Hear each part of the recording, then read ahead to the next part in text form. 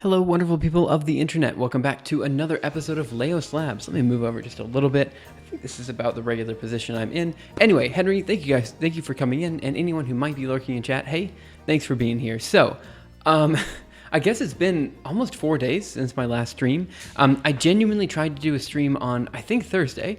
And I did like a 30-minute stream, and then people came upstairs to fix the toilet, and they didn't fix the toilet. And then, we had all this, just a bunch of crap. Like anytime you move into a new place, there's just a bunch of stuff you got to do. And it was one of those days where I had stuff to do. And then Friday was just a mess for other reasons. And then Saturday and Sunday, Saturday was similarly a mess, and I just had 3 messy days in a row, and finally Sunday came along, and I was like, okay, look, I'm officially taking Sunday off. And then, starting today, I plan to basically just like work my butt off to get this stuff out within a month. So let's talk about what's going to happen in the next few weeks, what the plan is for Leos Labs moving forward, all of this kind of stuff. And so let me go ahead and open up Zernal PP and talk about it really quick while we're just kind of, getting started today. Wait, what am I doing? 1 second, over here. Okay, so, right, here's a big problem. So on Friday or Saturday, I started thinking about what the video is that I'm going to make, and the video would be essentially something like this. I'm going to draw a box. Let me just draw the box here. It's going to be like, a picture of some guy, I don't know, maybe me, next to, it's just some... That's a human. It's like basically like, here's the horizon, here's the sunset. Ooh, look at that sun. Maybe like birds in the background. I don't know. They're check marks. And then maybe the ocean here and sandy beach. I don't know. Something like this. And the title is just going to be, this is a fractal.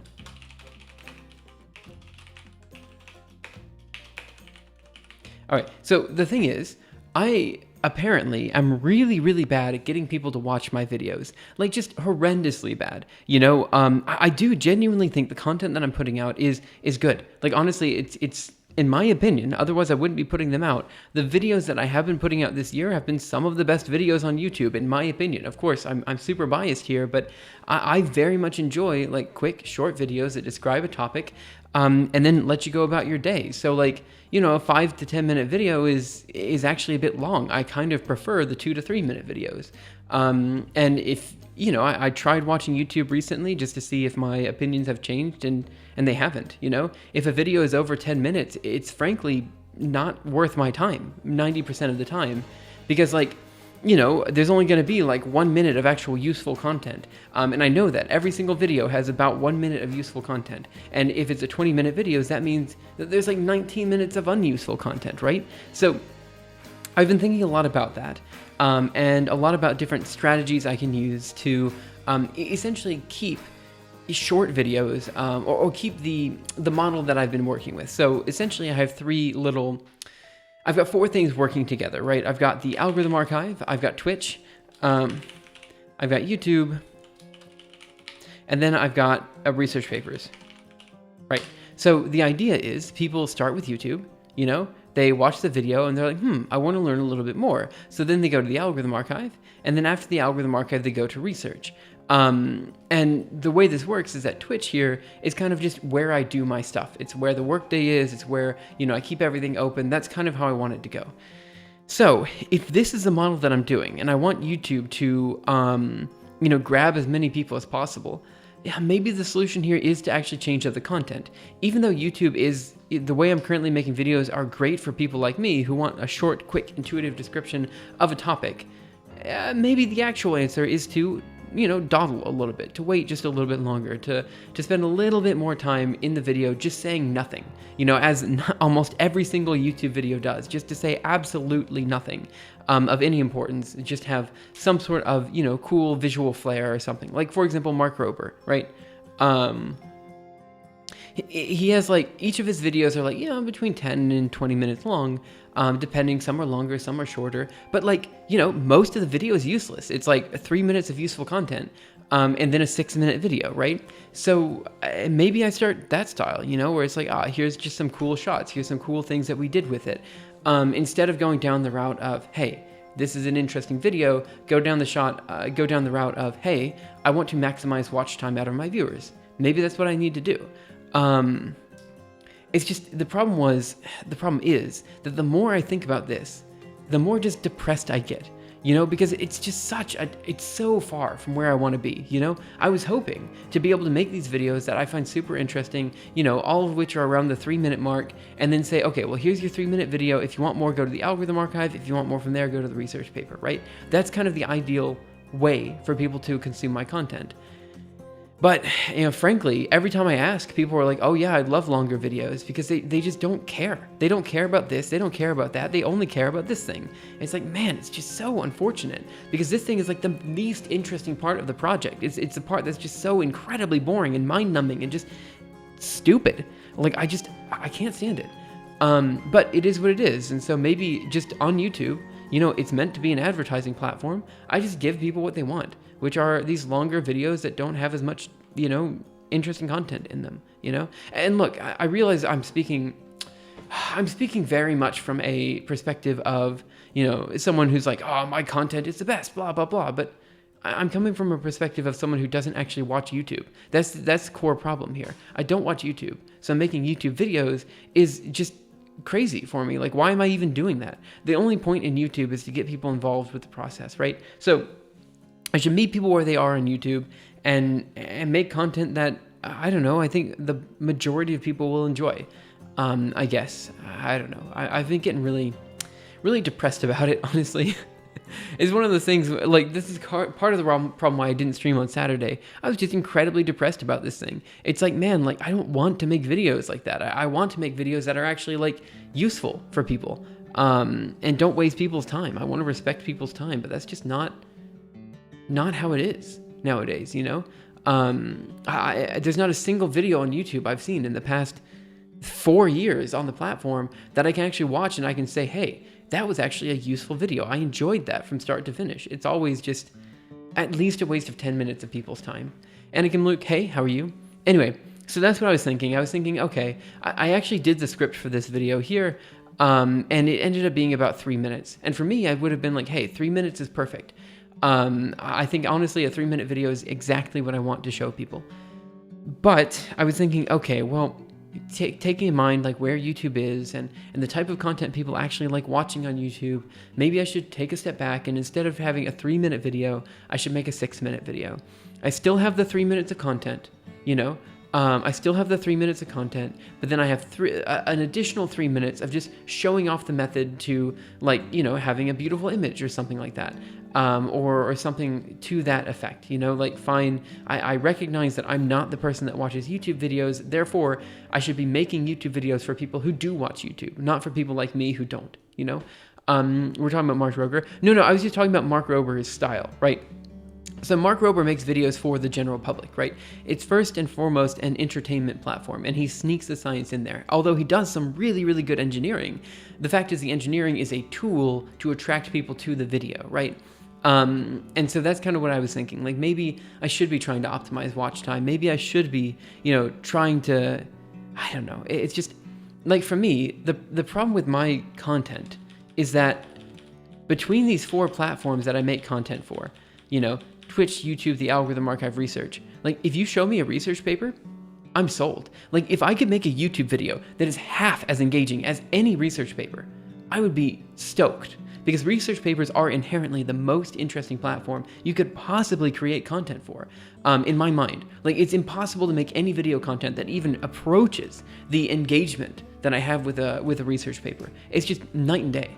And, like, the algorithm archive or a textbook is pretty close to that. Twitch is, quite far away, but still quite useful. I still find, some sort of reason for watching Twitch videos or watching Twitch live streams, because at the very least I can, like, engage with people in chat and there's some sort of text component. YouTube is just so far away in my mind of what I consider interesting that it's just so difficult to be like, hey, let's make videos for people who like this stuff. It's like, how do you like this stuff? I don't get it. Anyway, Vinny B. God, thank you so much for following. Sorry I'm ranting. Have you seen Nile Red? He does chemistry things. I've recently seen some of Nile Red's stuff. I don't know. The truth is, the deeper I go down this rabbit hole, the more depressed I get, because, like, The truth is, I suck at making video content. I mean, like, I try. I really do genuinely try to make good and engaging videos. And every time I put out a video, I stand by that video. All the videos I put out on YouTube, I stand by as videos that are genuinely good content that I think anybody could enjoy. Well, I mean, maybe you need a background, like some sort of undergraduate background, but like the fact is, you know, on my Understanding 4D, the Tesseract, I use like a little bit of linear algebra that I certainly encountered in the middle of high school. Like, we're talking about sophomore, freshman year of high school. I encountered this amount of linear algebra, and I get so many comments from people being like, wow, this is the most jargon-filled video I've ever seen. And it's like, what? I'm literally using high school math. Like, can you not? I don't know.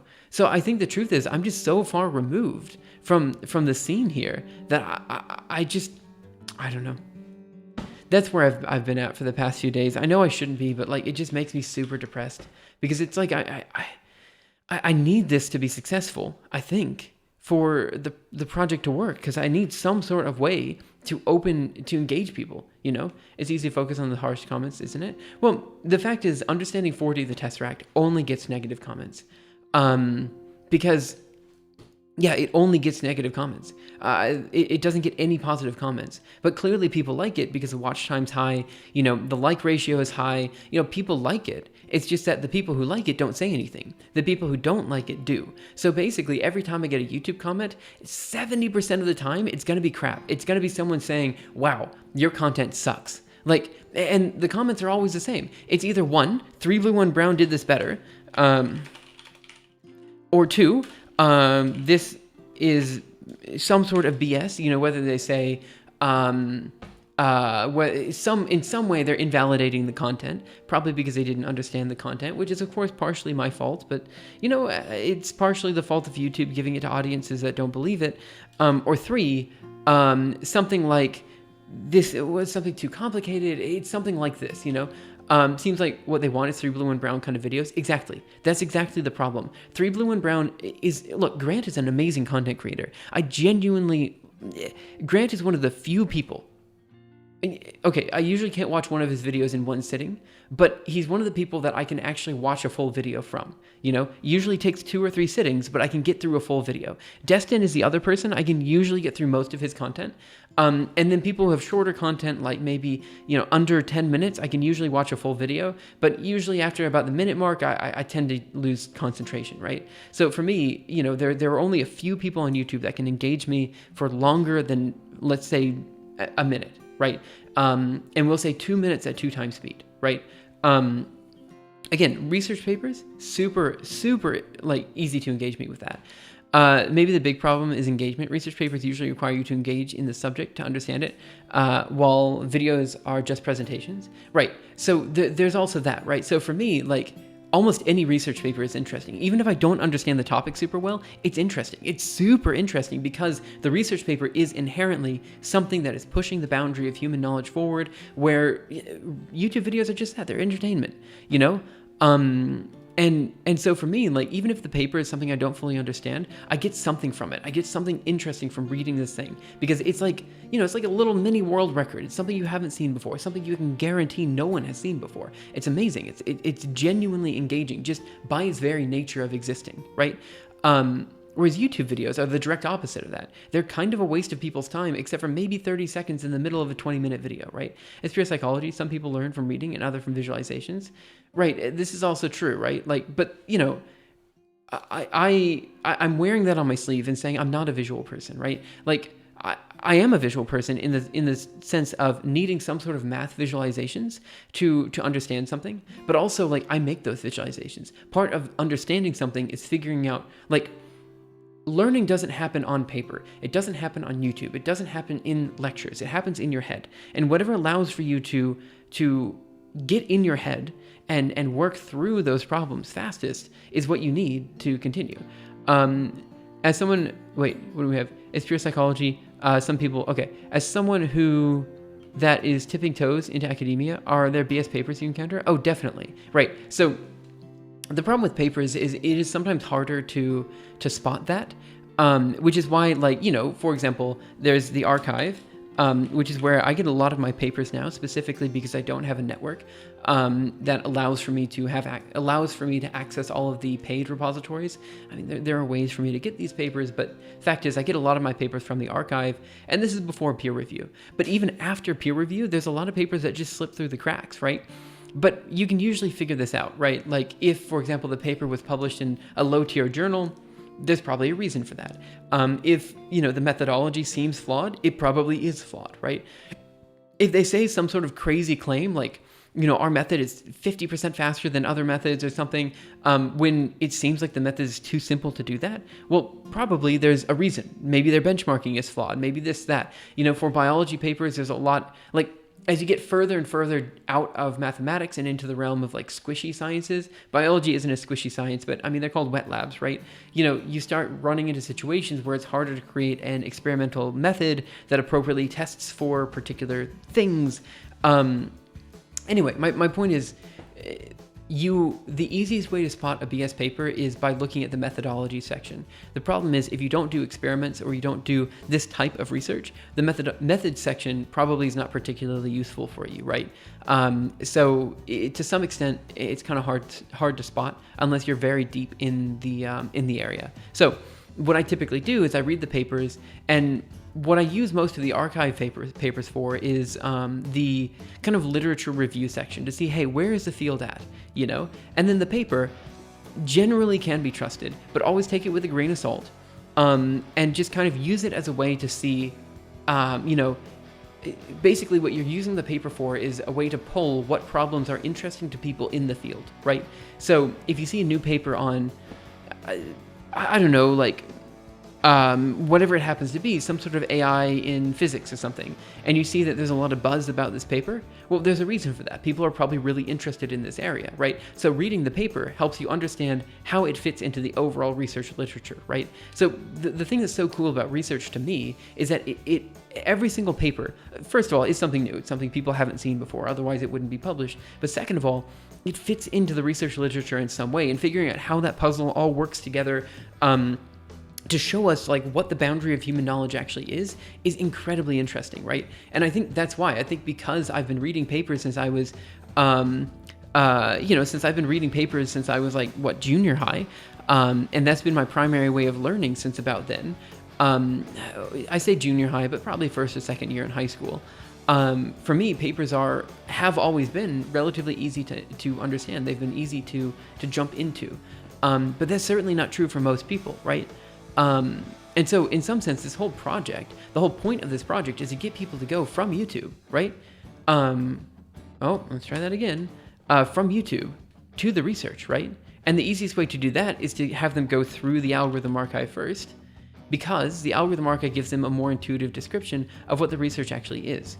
And for people who are actually engaging with the research anyway, they already have a deep intuitive understanding of a topic, well, they can hop right into the paper. And those who just see it on YouTube, well, that's fine. They can still get a surface level discussion of the topic there. I guess the point is, I first and foremost feel like this is the most important part of anything that I'm doing. The research is the most important, right? And where does the sunset on the beach come from? It's just, so the point is that fractal compression is, it can work on any image. So you can turn literally any image into a fractal and it will look identical to the image. It's another compression method like JPEG or PNG. So the whole point of this, video here is to show a very pretty picture. Although I have another picture that I think might be slightly better, but the point is to show a very pretty picture and say, hey, this is actually a fractal and here's how fractal compression works. And then every single frame, I wanted to start the video off by saying, here's something you haven't seen before. Every single frame in this video is itself a fractal, including the frames where I'm talking to you like right now, all of this kind of stuff. I just want to show them that like, hey, this is how it works. It's actually really quite nice. And then I was going to show them some, so what I was thinking about doing was giving them the 3-minute spiel, being like, hey, this is an iterated function system. It works in this way. This is how the fractal works, all this kind of stuff. And then saying, there's a lot more information here and a lot more information here. But for this video, I think what we're going to do is kind of take another direction. Instead of talking about the research, instead of talking about the algorithm archive chapters individually, we're actually not going to do anything of technical depth. What we're going to do is we're going to spend maybe 2 to 3 minutes just showing like really interesting shots with fractal compression. Showing like, for example, like if you have a low bit rate on stream and you flip between a bunch of tabs, it kind of like creates like some sort of like weird aberration effect, right? Where like you see, you really see the bit rate, like the effect of the bit rate, right? It's kind of like why it's very hard to show confetti on live streams and stuff like that. So I was going to show them confetti via fractal compression and show like how that looks compared to what you're used to for compression and stuff like that. So there's a lot of things like that I think could be quite interesting. Show like, hey, what are the artifacts with fractal compression that you wouldn't normally see with JPEG compression? And showing a bunch of like really interesting, visually appealing shots might be a good way to do that, And so that's kind of why I was thinking it'd be a nice idea to have that kind of stuff there as well. Anyway, look, I'm sorry. The fact is I've been ranting a lot about this type of stuff. I rant a lot about it because I think at its heart, I really do care about having an open research model that is just engaging to as many people as possible. And the only way to do that is to get people from the outside into the research fold. And the only way to do that is to actually engage them somehow. And I don't know how to do that because for me, engaging content is remarkably different than what it is for the average Joe, Like how do I get, Mark Rober, I think is the only person that's managed to do it, to be like, hey, here's something that's super interesting that you should definitely look at. But also, here's a little bit of the science behind it. And here's the CAD files. Here's the, if you want to build it for yourself, here's how you would do it, all that kind of stuff. Like that's super interesting and useful. There's also like a few other people in the same field that kind of do the same thing. I don't know. I've been super down for the past few days because this is all I've been thinking about. And the truth is, it doesn't matter. None of that matters. And I've been talking about it for the past 30 minutes because I care about it so much, but it genuinely doesn't matter. One second, I got a message. Okay, it doesn't matter. It doesn't matter because if at the end of the day, my motto is just make cool stuff, probably that's good enough, right? Just make something so cool that people are like, wow, that was cool. Like, I just want people to come out of the video thinking, that was cool, I want to learn more about that thing. That's what I want. That's been the heart of all of my content. I've never really tried to teach people things on YouTube. I've tried to inspire them to learn about the topic. And for me, the way I'm inspired to learn is by like, if you give me something weird, something that I'm not used to, something new. I want something new. And the only way to do new things is, or an easy way to find new things is to just go to the boundary of human knowledge and be like, hey, this is something people haven't done before. This is why it's interesting, But even that comes off as preachy. I just want to see I don't know. I've been super down because of this, and way more down than I should have been. Even the message doesn't matter. Right, I mean, like, you have people like Mark Rober and, you've got Mr. Beast doing super well on YouTube, and it's just, I don't get Mr. Beast at all. I don't understand why people are into it. And, like, I don't get, like, PewDiePie when he was popular. I didn't understand it either, except maybe the daily content was the reason it was so popular. And then, for science people, you've got 3 Blue 1 Brown, you've got Mark Rober, you've got Physics Girl, you've got Simone Giertz. I actually don't know how to pronounce her last name. But you've got, people like that are doing pretty well. And you've got new people as well. I don't remember the guy's name, but he made like a haircutting robot, like a basketball goal that you could always, no matter where you threw the ball, it would go in the hoop, stuff like that. I like to make things, maybe, is that the guy's name? Engineering? I don't know, something. But you've got all these really good content creators out there, and it's just like, the problem with every single one of the videos that I watch is they're so incredibly long, and they talk about stuff that just doesn't matter. It's like, and it doesn't matter to me because I know this stuff, right? So whenever I'm watching the video, I'll get through like 5 minutes, and then I'm like, oh gosh, I hate this background.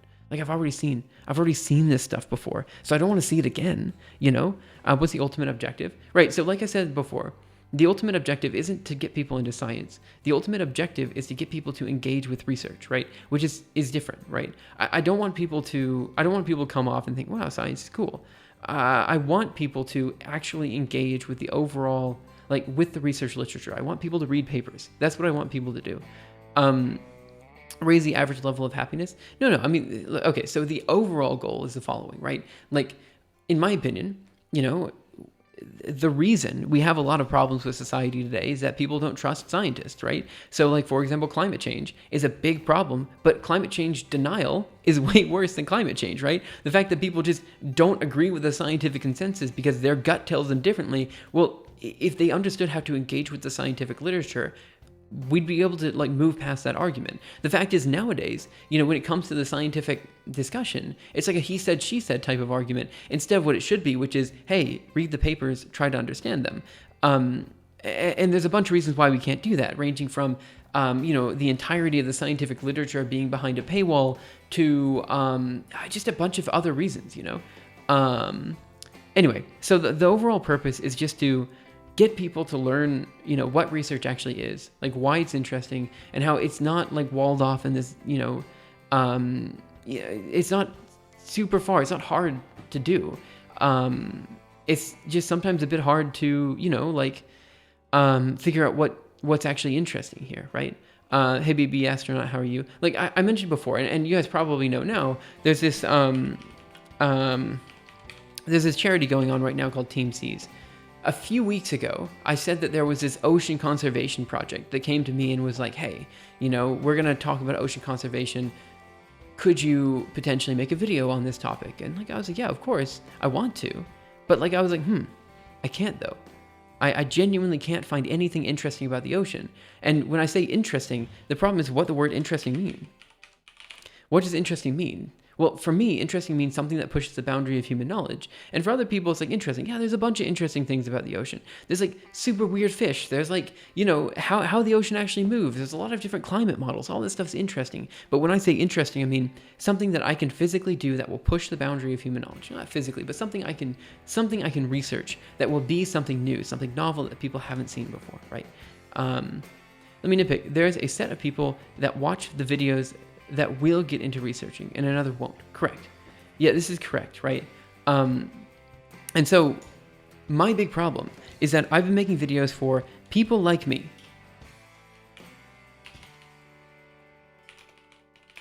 Okay, well, what are people like me? Okay, well, people like me don't watch YouTube. That's a big problem.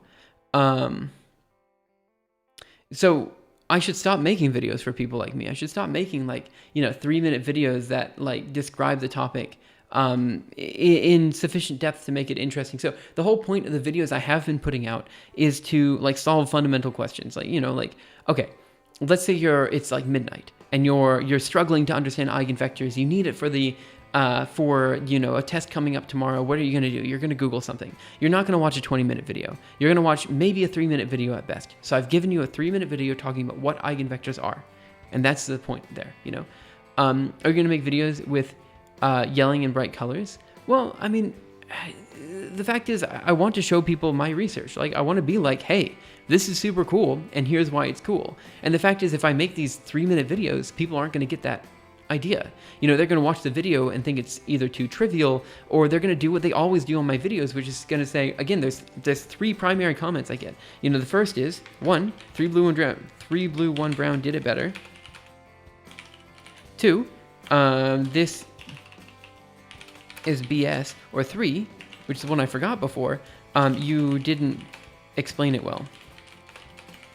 And like for all of them, it's like, yeah, that was the whole point of the video. Don't you understand? Like, first of all, 3 blue and brown did it better is always wrong. I've never made a video that is the same thing as 3 blue and brown did, except for in the case of eigenvectors, in which case he did it after me. So like, that's not fair. This is BS is because people didn't understand it, and you didn't explain it well is also because people didn't understand it. But the whole point was to bring people towards the algorithm archive, to be like, hey, here's an interesting thing. If you want to learn about it, go here, because that's how you're actually going to learn it. You can't learn it on YouTube. I can't learn it on YouTube. I genuinely cannot understand any lecture I've ever been in. Like, I don't understand lecture content. I don't understand video content.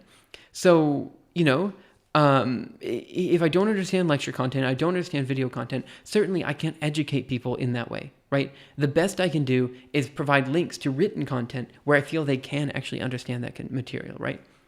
How the heck are people saying this is BS? Look, I get, like, for example, the last video I published was like 2 months ago, and it was on the approximate counting algorithm. I made it very clear what the algorithm was about. I was like, hey, this is the approximate counting algorithm. This is how it works. This is this. This is this. It's super interesting because you can technically count to infinity and reasonably, like, in a way, you can technically count to infinity on a limited number of bits. It's kind of cool. And people were like, yeah, this is BS. Like, you know, it's completely useless. This whole thing, like, people hated it. My word, the comment section was genuinely furious with me. And I was like, what do you want me to do? It's the approximate counting algorithm. What did you want? And of course, they were mad because I said, how high can you count on your fingers? Because you have 10 bits on your fingers, and the question was, what is the highest number you can count to on 10 bits? The answer is, of course, infinity. But like, man, what percentage of people can even understand this type of content? Right. Like, that's the other thing. Like, what I have been doing is I've been putting out content that I'm like, hey, this is super cool. Like, for example, the Barnsley Fern visualizations. I was like, you know, I was trying to figure out how the Barnsley Fern, how each function of the Barnsley Fern works. And I couldn't figure it out. So I made a video explaining it. And I feel like that was actually kind of cool. It's something that I feel like I hadn't seen before, right? I too can't process the talking itself and the information being transferred completely at the same time. Right. So for me, that's why the algorithm archive has to exist. That's why the research papers have to exist. Because people like me are just, I can't understand a lecture. I can't understand video. It's a useless medium for me. But on the other hand, I know it's useful for other people. So what I think I should do is I should make videos that are genuinely not trying to teach anything. The point of the videos are not to teach. The videos are to inspire learning. That's the whole point. So screw it, I'm not doing educational content anymore. I'm doing content that inspires people to learn, and then I give them the tools to learn. That's what I'm doing. And that's the point. So if I want that to happen, I need to find a way to engage people on different platforms, and we'll say that. I'll take the opportunity to say I especially liked the Huffman coding video, Mind Blown. I thought it was cool as well. But, I mean, look, here, let me just, I hate how much of my mind share is spent on YouTube. I genuinely do. Like, look, let me go to my YouTube channel right now. All right, let's just go to my channel. Also, look at my recommends are awful. Like, they've just been absolutely awful recently. Like, anime and like Breath of the Wild speedruns. Who is this guy? I don't know. Who is Hasanabi? Like, why is he on my list? It's like, who are these people? I don't know. I mean, I know Good Mythical Morning, but like, I mean, Veritasium as well. But like, man, I just don't know what's been going on with my recommends. Let's go to your channel. Right. Okay, so let me go to videos and let's go to the most recent. So, this video was published 2 months ago. It's got 6.3 thousand views. I thought the video was super good. I was like, I really like that one. I think it's really nice. There's another one that I did super well with. This one, how to make fractals with trees. I really genuinely enjoyed this video. It was one of my favorite videos I've ever made, but 6.1K videos after a full year. I mean, it's like, clearly this content is not engaging anybody. And you could say maybe the reason is because I don't have enough videos out, and that's probably fair, but like, I don't know. Like, it's just such a weird, like not 90%, but a large amount of my mind share goes to making YouTube videos. And it's so incredibly frustrating because, you know, yeah, people are like thumbnails and titles. I get that. But like, also like, yeah, like some of them might not be good enough, right? That could be true. But I don't know. I thought this one would be a pretty engaging thumbnail, but it didn't get very many views at all, you know? And in part OC, what's OC? Yeah,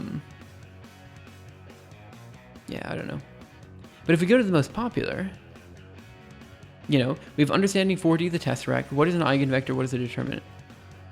Yeah, right. I mean, you're right. Like, maybe I could do better, like, with the thumbnails and stuff like that. I get that. I mean, at the time, when I was making these videos up here, which are some of the oldest videos on my channel, there was no one doing this theme. No one had the black background with the, you know, math visualization in front. Then 3 Blue and Brown came over, and he kind of like, he took over this style of content, you know? And so now that 3 Blue and Brown is like mainstream, essentially, it's kind of like, well, what do I do? What do I do now? Because like, I don't know. Now when people see this video, they think it's a 3 Blue and Brown video. And they're like, ooh, I'm interested in 3 Blue and Brown content. And it's like, well, this isn't that, you know? But there's people that try out titles and thumbnails on the go. You've been doing this for a while. I've been doing this for a super long time, yeah. They test to see which ones perform better. Right. I mean, I do that as well sometimes, like, you know, I think Veritasium has a video about it. Yeah, there's actually a few people. There's also Jazza, He's an art content creator. I enjoy watching art content as well. He's got a video on it as well. But the point is, look, I've been streaming for 7 years now, 8 years now. I've been, making YouTube videos for technically even longer.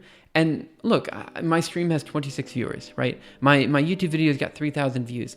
Gotta be honest, that's good. Like, I'm happy with that. But like, in order to make it, go one step further, I have to figure out how to do that. I don't know.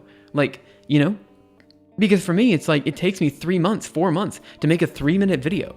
And so everyone on YouTube is like, by the time the next video comes out, they've forgotten who I am entirely. Or they're just not interested because they see a video like, the newest. Like, for example, the last video I put out is Fern of Ferns of Barnsley Ferns or whatever. It's like, I thought it was a good video, but, the fact is people probably didn't like that content. So then I do another one. They're not into that content. Like, I probably put out a video that they don't like, and now anytime they put out content, it's kind of like, I don't want to watch this guy, Like, here, let me just go to the YouTube recommends again. I don't click on a Veritasium video. I apparently watched this one. What? Well, no, who? Okay. Anyway, I don't know who this guy is. I know who he is. I've seen him on Twitch. Point Grow and Smallant I've seen on Twitch. Is that why my YouTube recommends are so weird? Anyway, like Veritasium, I just don't click on his content. I don't click on his content because I know the style of content that he puts out, and I just don't enjoy it. I'm not saying it's bad content. His content has been amazing recently, but it's like, chances are, if I'm looking at a Veritasium video, I already know the plot by the time I see the thumbnail, right? It sounds like a similar story as to what happened to Primitive Technology. Yeah, what happened to Primitive Technology, actually? He used to be super popular, right? But right, fine. We're ranting about YouTube. I'm just going to keep going with the rant. Screw it. We're ranting today. We're going to do that. Okay, so the problem is, your content has to be bingeable, right? Right now, my content isn't bingeable. I think that's a word, because I don't have enough content for people to binge. And then also, not only do I not have enough content for people to binge, but the content is like 5 minutes at best every time. So it's like, I don't know. He quit because a bunch of copycat channels popped up. Yeah, so it's not that I have a bunch of copycat videos. 3 Blue and Brown was never copying me. 3 Blue and Brown didn't know my existence, Grant, when they started making content, I'm watching this stuff on YouTube for a while, and I've never been recommended one of your videos. Right, well, that's also the case as well. YouTube does not recommend my videos to people at all. And there's a reason for that, and I know exactly the reason for that. It comes down to watch time. Hear me out. But the other reason, and this is the reason YouTube doesn't recommend my content, is watch sessions. My watch time is actually super good. Pretty much all my videos are watched by 70%. So when people watch my videos, like 70% of the video is viewed by people, So my watch time is quite good. But what happens is people watch my video, and then I'm actively encouraging them to leave YouTube. I'm actively encouraging them to go to the algorithm archive, technically Patreon, and GitHub sponsors. I'm technically asking them, hey, do you want to write some code? Like at the end of the video, I'm like, hey, go do something else, essentially. And so because of that, when people watch my video, their watch session on YouTube has ended. And for YouTube, that's a big problem. So because they want to keep people on the platform for as long as possible. So their algorithm will just basically destroy any video that kicks people off the platform, which makes sense, right? Because if people hate the video enough that they leave YouTube, then clearly it's not a good video, so they shouldn't recommend it, right? But this is my big problem, right? Because I'm actively trying to get people to leave. The algorithm archive logo could be a AAA battery. So how do you play to their algorithm? The way you play to their algorithm is by increasing watch time on the video. So like, for example, I could make the videos longer arbitrarily, right? If I make the videos longer arbitrarily, then fine. Like, I mean, people will still watch it because, like, for example, the video that I'm putting out, I can just put like a minute or two in there of just like looking at the fractal compression method in the video format and looking for like encoding defects and stuff like that. And I could be like, hey, here's a minute of just looking at like high quality footage and seeing if we can find, artifacts in it. I could show them different levels of compression. There's a lot of things that I could show, but I just feel like that doesn't make engaging content. Like, it's the same problem I have with like, it's the same problem I have with so many people. Like, it's just, the videos can be filled with a bunch of content that's just like, Or I could rely on other platforms. I could do that as well. Like, for example, I could rely on Twitch, and I could make that be my primary platform, which is what a lot of people are doing. You know, Kit Boga does that. Again, Point Crow and Small Ant both do this. There's a lot of people that do this. That's what they do. I missed a couple comments, but I read them. I just didn't read them read them aloud. So, for example, Veritasium's video, in general, yeah, like I'll watch like a minute or two of the video, and then I kind of know where it's going, and then I just don't watch anymore. You said something about Stephen Wolfram up there. Even still, Stephen Wolfram gets less views than a random gaming stream on Twitch. That's fair. So the people that, like, for example, Kit Boga, he's a wonderful streamer on Twitch. Honestly, one of my favorite streamers on Twitch. I genuinely enjoy his content. All he does is just call scammers, and like he explains to people what the scam is, how it works, and he kind of messes with the scammers a lot. That's his whole gig, but it's actually really enjoyable the way that he does it. It's quite funny. And then the other people I was talking about were Point Crow and Small Ant. These are just gamers that I was watching. And then I think the reason Hassan was listed is because Hassan, I think he's a political streamer as well. I think they also do the same thing. But the point is, there's a lot of streamers out there that their primary platform is Twitch, but they use YouTube as a way to get people to go to Twitch. And so maybe that's what I could do as well. I could just make it so Twitch is my primary platform, do like an 8-hour stream every day on Twitch, and just be like, hey, this is where I do the research, and just have the YouTube videos be basically advertisements for the Twitch stream. Maybe?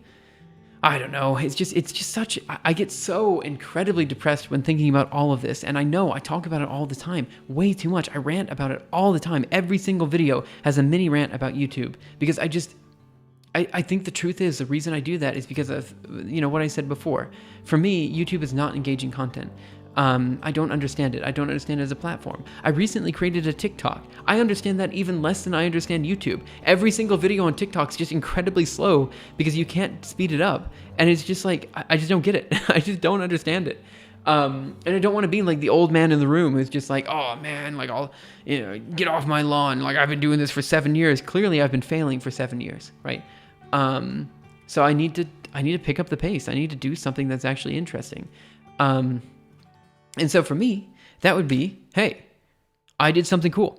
I pushed the boundary of human knowledge in this way. Here's something that you've never seen before, and I can guarantee you've never seen it before.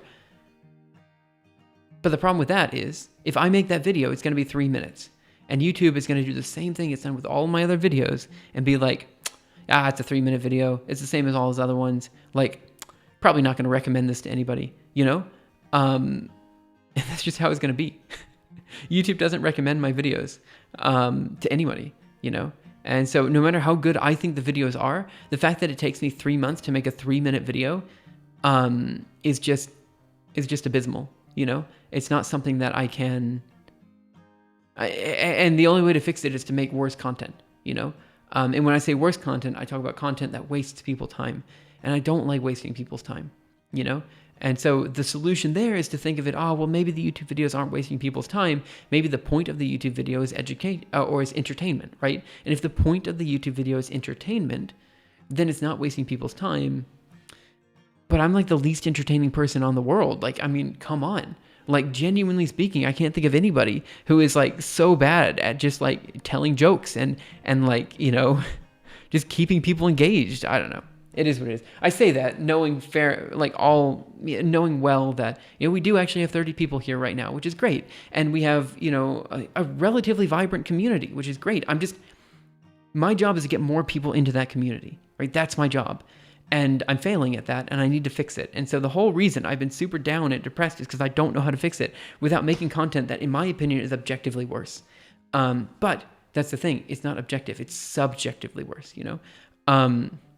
And if it's subjectively worse, just because I feel like it's worse, maybe maybe actually there's a huge number of people that would really enjoy content that does linger a bit. It does take a little bit more time, not necessarily to go more in detail, but to show why it's cool, right? And that's maybe what I'm thinking. Maybe it's like, look, I don't necessarily need to change the 3 minutes of content, but maybe what I do is I put the 3 minutes of content up front, and then I say, hey, here's some really cool shots of it in action. Here's kind of like some stuff that, you probably haven't seen before, and I know you haven't seen it before, and this is what, this type of stuff, like just show it. Like, I find it really cool because it pushes the boundary of human knowledge. But the fact is, most people probably don't think that's cool. Most people probably think the cool part is like the cool visualizations, or like, giant explosions or things like that. So I don't know. Entertainment is a waste of time. See, the problem isn't that entertainment is a waste of time. The problem is that everyone sees entertainment differently. What's entertaining to me is not entertaining to other people, right? Mass appeal science is really hard to do. Yeah, that's true. Let's go here. Look, this has been a good conversation. I'm sorry that I'm ranting. I rant too much about this type of stuff. Yeah. So I know Anthony writes code. I follow them on Twitch as well. Right, and that's the other thing, right? Like stuff that I don't want to show on videos, like programming. I don't want to do programming videos. I don't want to do math videos. I don't want to do videos like, I don't want to do like algorithm videos. And what I mean here is that I feel like all of this type of stuff, discussions of like in-depth details about an algorithm, discussion about this, discussion about that all fits better in written form, is what I'm trying to say. I want to talk about all this stuff, but I feel like YouTube's not the way to do it, Mass appeal science, maybe you should clarify your mission statement, your why, directly readable on YouTube and Twitch. So you're right, that did change a little bit. I need to change the taglines. But yeah, I mean, the thing is, I just recently changed the Twitch stream to be Leos Labs. I just recently changed my YouTube channel to be Leos Labs. This is different than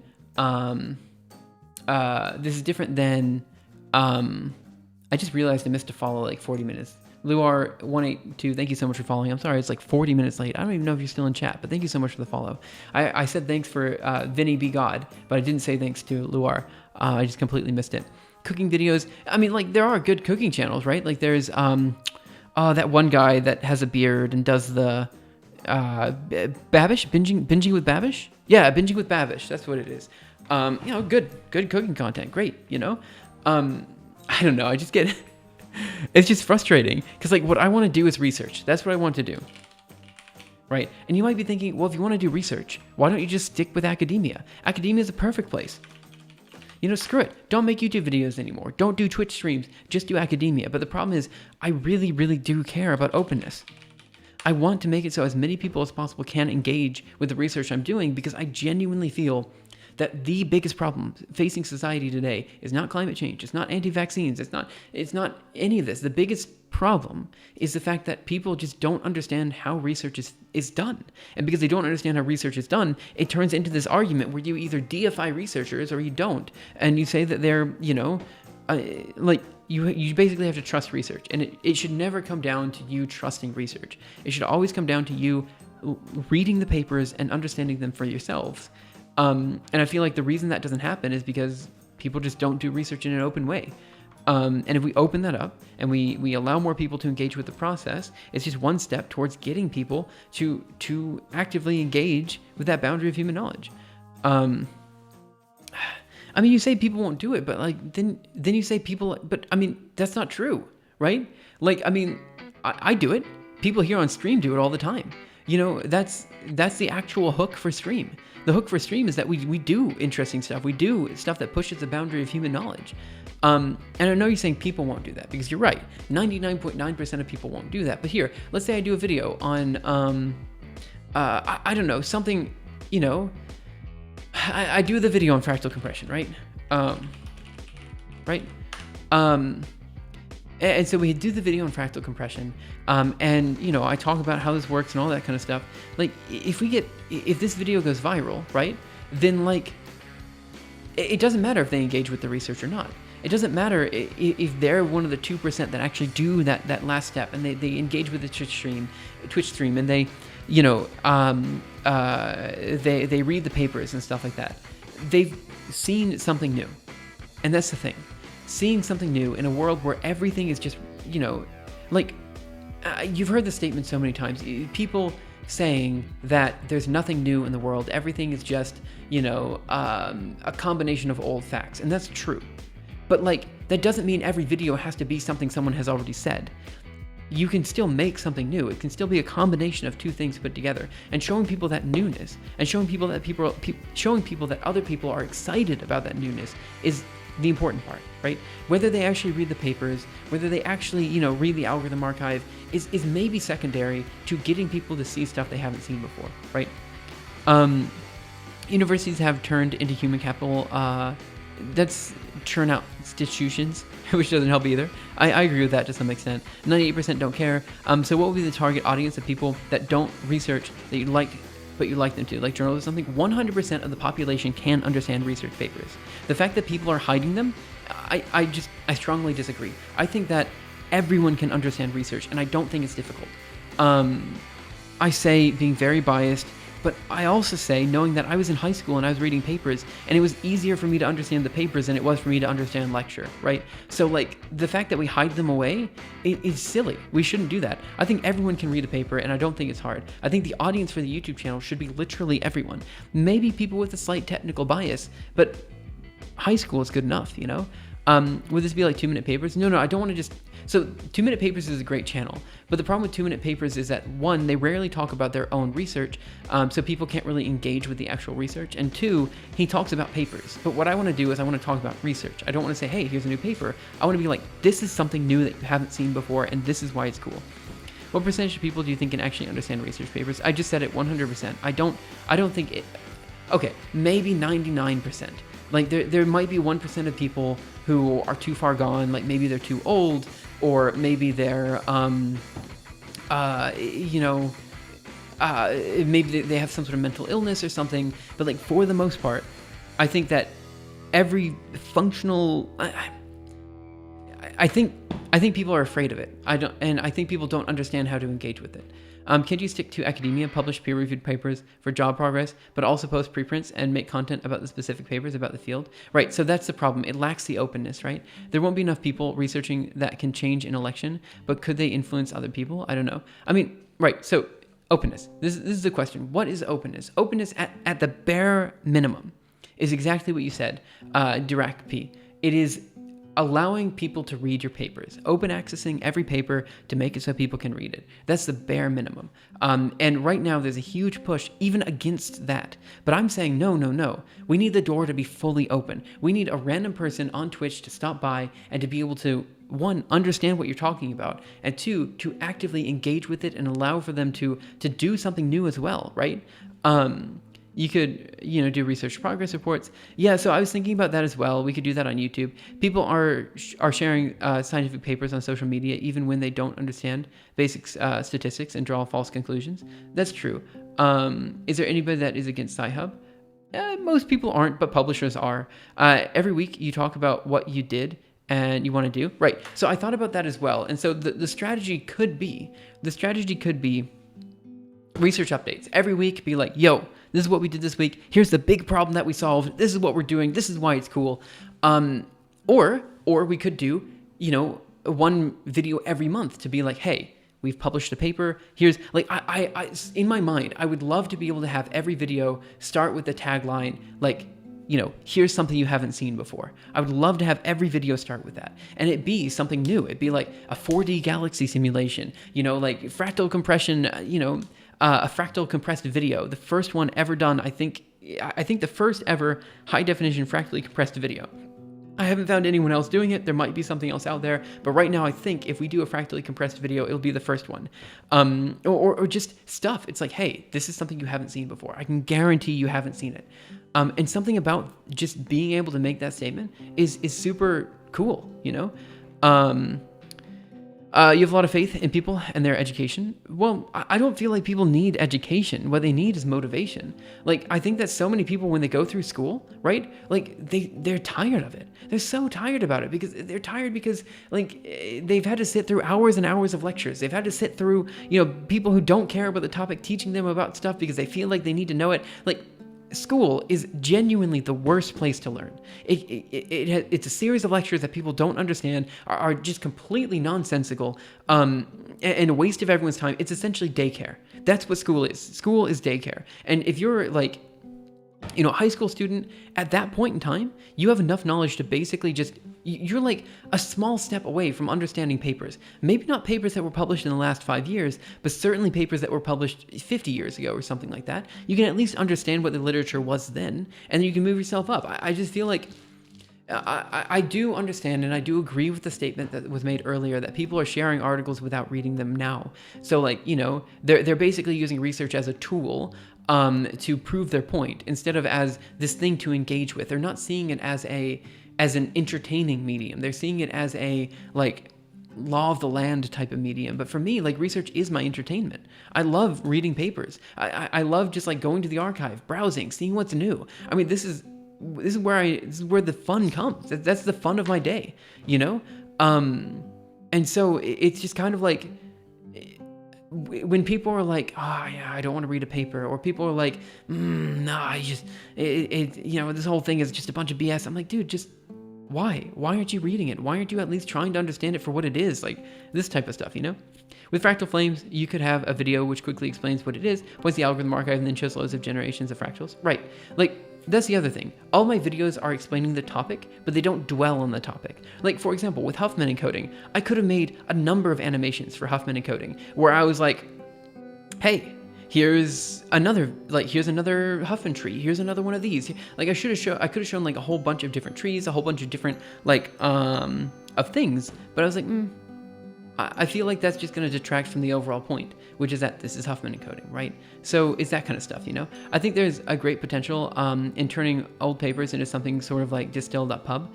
I find the interactive papers super accessible. Yeah, that's the thing too. Like, I find, this is also a personal preference, but I also find that interactive mediums are less engaging than non-interactive mediums, right? You could do a research devlog.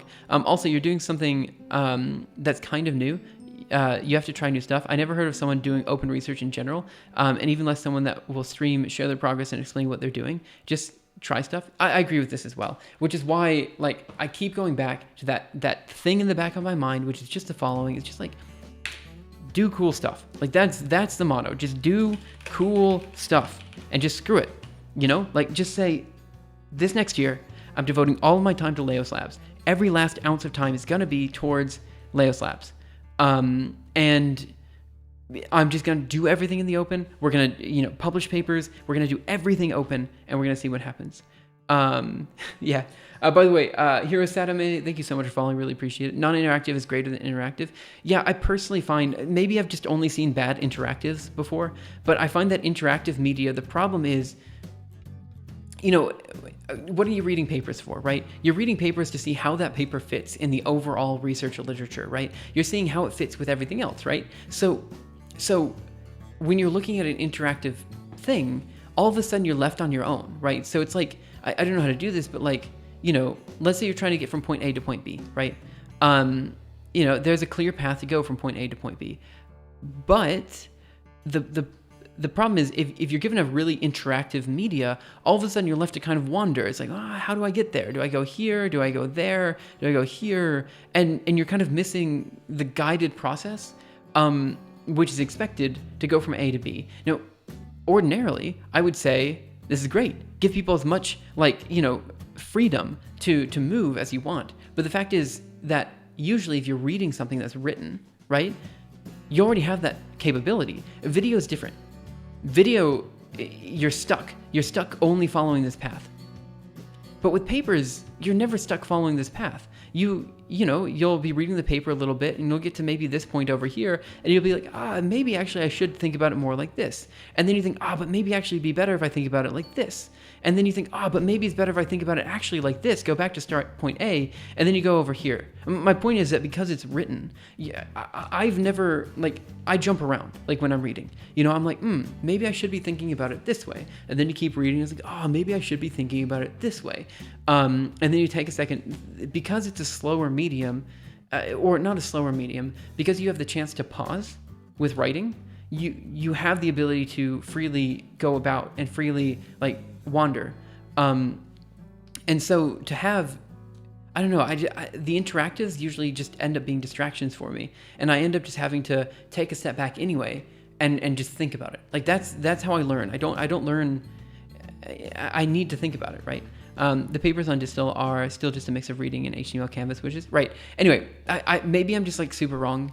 And I could be definitely I am wrong. The truth is, everyone learns differently. Everyone prefers a different medium in order to learn, right? So, some people really do get a lot out of video content. Some people get a lot out of interactives. Some people get a lot out of research papers, A lot of people get a lot of a bunch of different things. And it just depends on the person, right?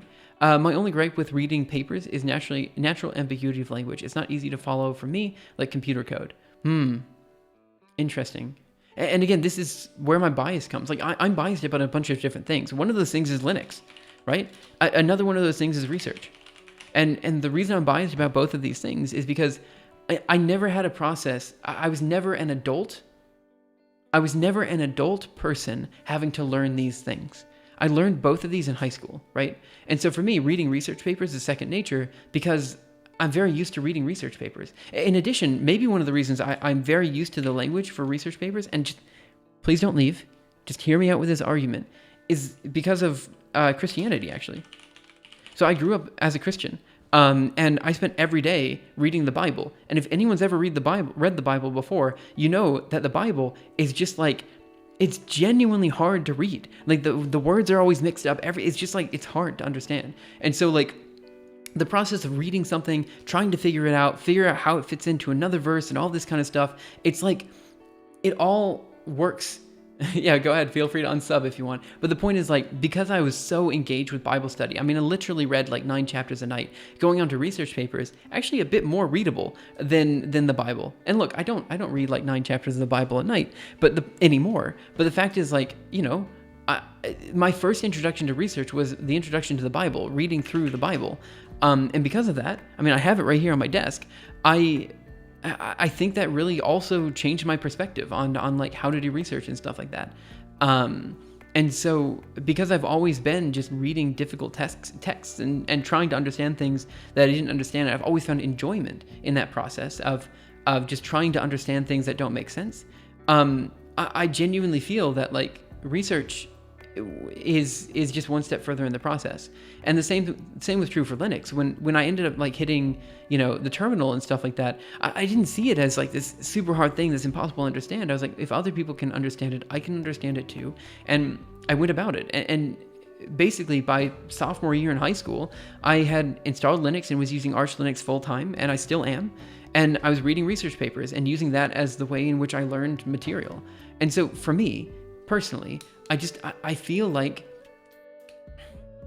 don't know, I've never had the experience of being an undergrad in college and trying to learn Linux for the first time, or being, a graduate student and trying to figure out how to read a paper, having never done it before. I've never had these experiences because I learned them when I was young, right?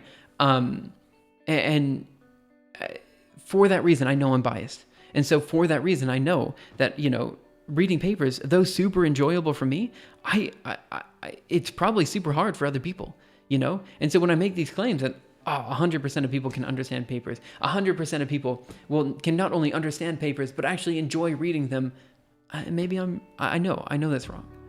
In my heart, I know it's wrong. It feels right, but I know it's wrong, because I need to wear those biases on my sleeves. Okay. All that said, that was a waste of an hour and 10 minutes. I appreciate you guys hanging out for this time. I'm so sorry that we ended up ranting. I haven't streamed for 4 days. I come back and the first thing I do is rant about YouTube for an hour.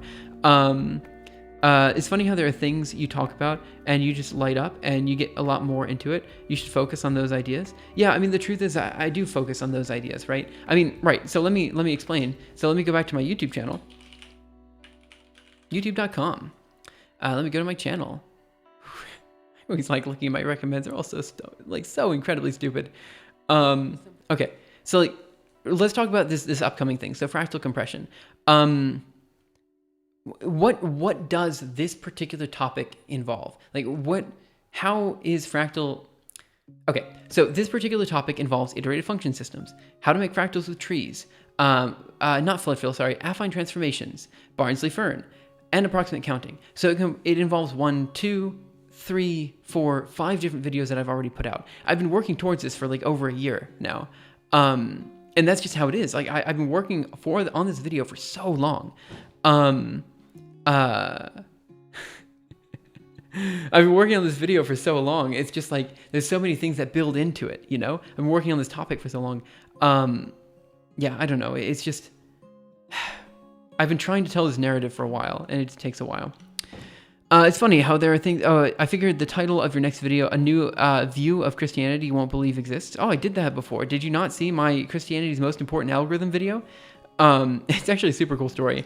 Also, because No Excuse November, does ranting count as adding push-ups to Swoleos? Yeah, so, right. So for those of you guys who don't know, I was recently thinking about doing this thing that was called No Excuse November. No Excuse November, which is just basically a way for me to say, look, we're going to get stuff done today. That's what we're going to do. We're going to make sure that stuff is done every day in November. Even if it's just, fine, even if it's just me getting a live stream done today, we'll do that, you know? Maybe everything is just fine. It's just getting close to the end of the project where everything seems to slow down. Well, to be fair, it's not slow. On my end, it's actually quite quick for a research project. I mean, again, I've been working on it for like a year now, but do you try to sell your videos, like convince people that the subject is useful, and how? Well, right. So this is also a difference in opinion. Like in my mind, the stuff is already interesting. Like you saw it, like you see it all the time. Let me go sort by most popular eigenvector, right? A lot of people don't like the eigenvector video because they're like, screw the background music, you know, how dare, or like determinant in particular is the one that people are super mad about because everyone's done a determinant calculation before, but no one knows what it means, right? Like I didn't know what it meant. And so doing a quick, 3-minute video talking about what it means, to me, is super interesting. And so I don't try to sell it because the content itself is already interesting. I don't have to sell it. It's already cool enough that people should watch it and should be like, wow, that's amazing. Like I was when I learned about it, I was like, wow, that's amazing. That was the first thing I thought of when I learned how this works, you know, or eigenvectors as well. When I learned exactly what it was, I was like, that's amazing, you know? And so I shouldn't have to sell it because it should already be sold. It should already be interesting. It should be something that people, you know, intuitively are like, that's cool. But I think you're right. I think that in the future, I should recognize that most people probably won't think it's cool. Most people will probably look at it and be like, I don't understand why anyone would think this is interesting, type of thing. Yeah, maybe. I mean, maybe that's what I need to focus on. I mean, I don't know. I feel like any video that's like, this is cool because of X, is missing the point. It shouldn't be, I shouldn't have to spell out why it's cool. It should be something that's just, you know, inherently interesting. Totally random question. What's the name of the community of people that watch Leos? AA contributors and readers are archivists. What about people on Twitch? We were talking about this the other day. I don't actually have a name, and I don't know if people need a name. People have said Leo's lab rats, but I don't want to call everyone a rat. That's kind of, people take offense to that one.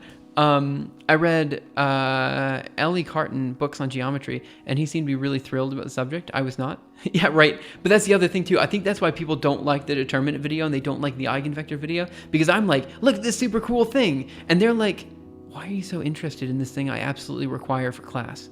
They're like, you know, because they're on the video because it's like at midnight and they're like, I gotta understand this topic. And then I'm like, here's an interesting way to describe it. It's so cool. And they're like, I hate this guy's energy, you know? Yo, yo, yo. Hey, Fortuitous Lover, how are you? So I think that's one reason people get upset about my videos, because they're like, I want to learn this thing. And I'm like, here's a cool way to understand it. And they're like, I hate this guy's energy. type of thing. I don't know. Anyway, let me get some water.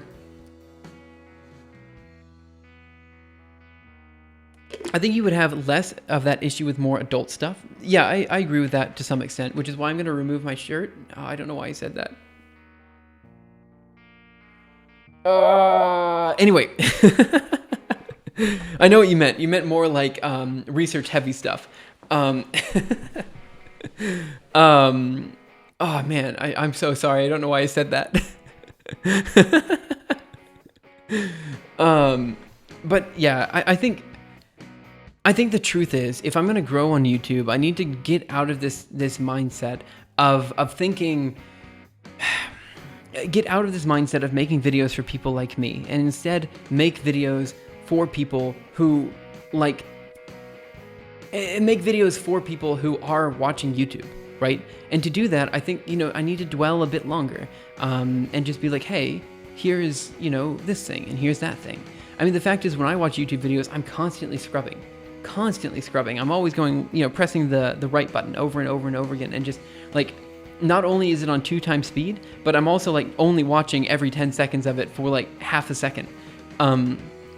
I just don't like video content. It's not mine. But I really like research, and I want people to understand it, and that's where I'm at. Anyway, I've been rambling for about an hour and 15 minutes now. Please like and subscribe. If you like this type of content, consider joining my hot tub stream, where I do science in a Speedo, specifically for people who like Speedo science. Unexpected water cooling system tool. Ooh, okay. Now you just gave me an idea. I mean, maybe I should do a hot tub stream where I use the water to like liquid cool my machine. I'd be into that. Like I can only stream in my bathtub because that's the only place my computer can run, because it's liquid cooled. That wouldn't be bad. I'm not gonna click on. I know what that Twitch clip is. I'm not gonna click on it, because I just said it. I know the clip. Sorry. Anyway. I need to work out more for that to happen, because I'm quite fat right now. I'm like 80 kilograms. I know a lot. I say stuff, and I know that a lot of people would be happy actually to be 80 kilograms, because they're yeah. But the point is, for me, I am less physically fit than I think I've ever been before, and I really genuinely need to work on that. So before I do a hot tub stream, I need to at least tone myself a little bit. So I'm not gonna do it yet, but maybe one day. Okay. Right. So that was a long ramble session. I'm so sorry. It's just I've spent, again, the past week doing nothing but thinking about how to make YouTube content, how to make it engaging, and it's just man, it's just so frustrating. You have the peak research body. Oh no, the peak research body is not what I want to be then.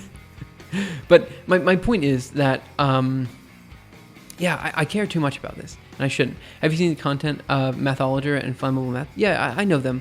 In fact, I've met both of them personally. They're fine. It's fine content. It's just that, I mean, you're egging on more of ramble session, and that's fine. Maybe today's a ramble day. I mean, look, it's technically a holiday in Barcelona due to All Saints Day. By the way, most people don't know this, and I don't understand how they don't know this, but Halloween and All Saints Day are literally the same holiday, and I don't understand how people don't know that. Maybe you can do some research on how to make interesting science content. Well, so there was actually one video I wanted to make there was one video I wanted to make of recreating the YouTube algorithm. It is Halloween. Is from All Hallows Eve, which is the eve before All Hallows Day, which is also called All Saints Day.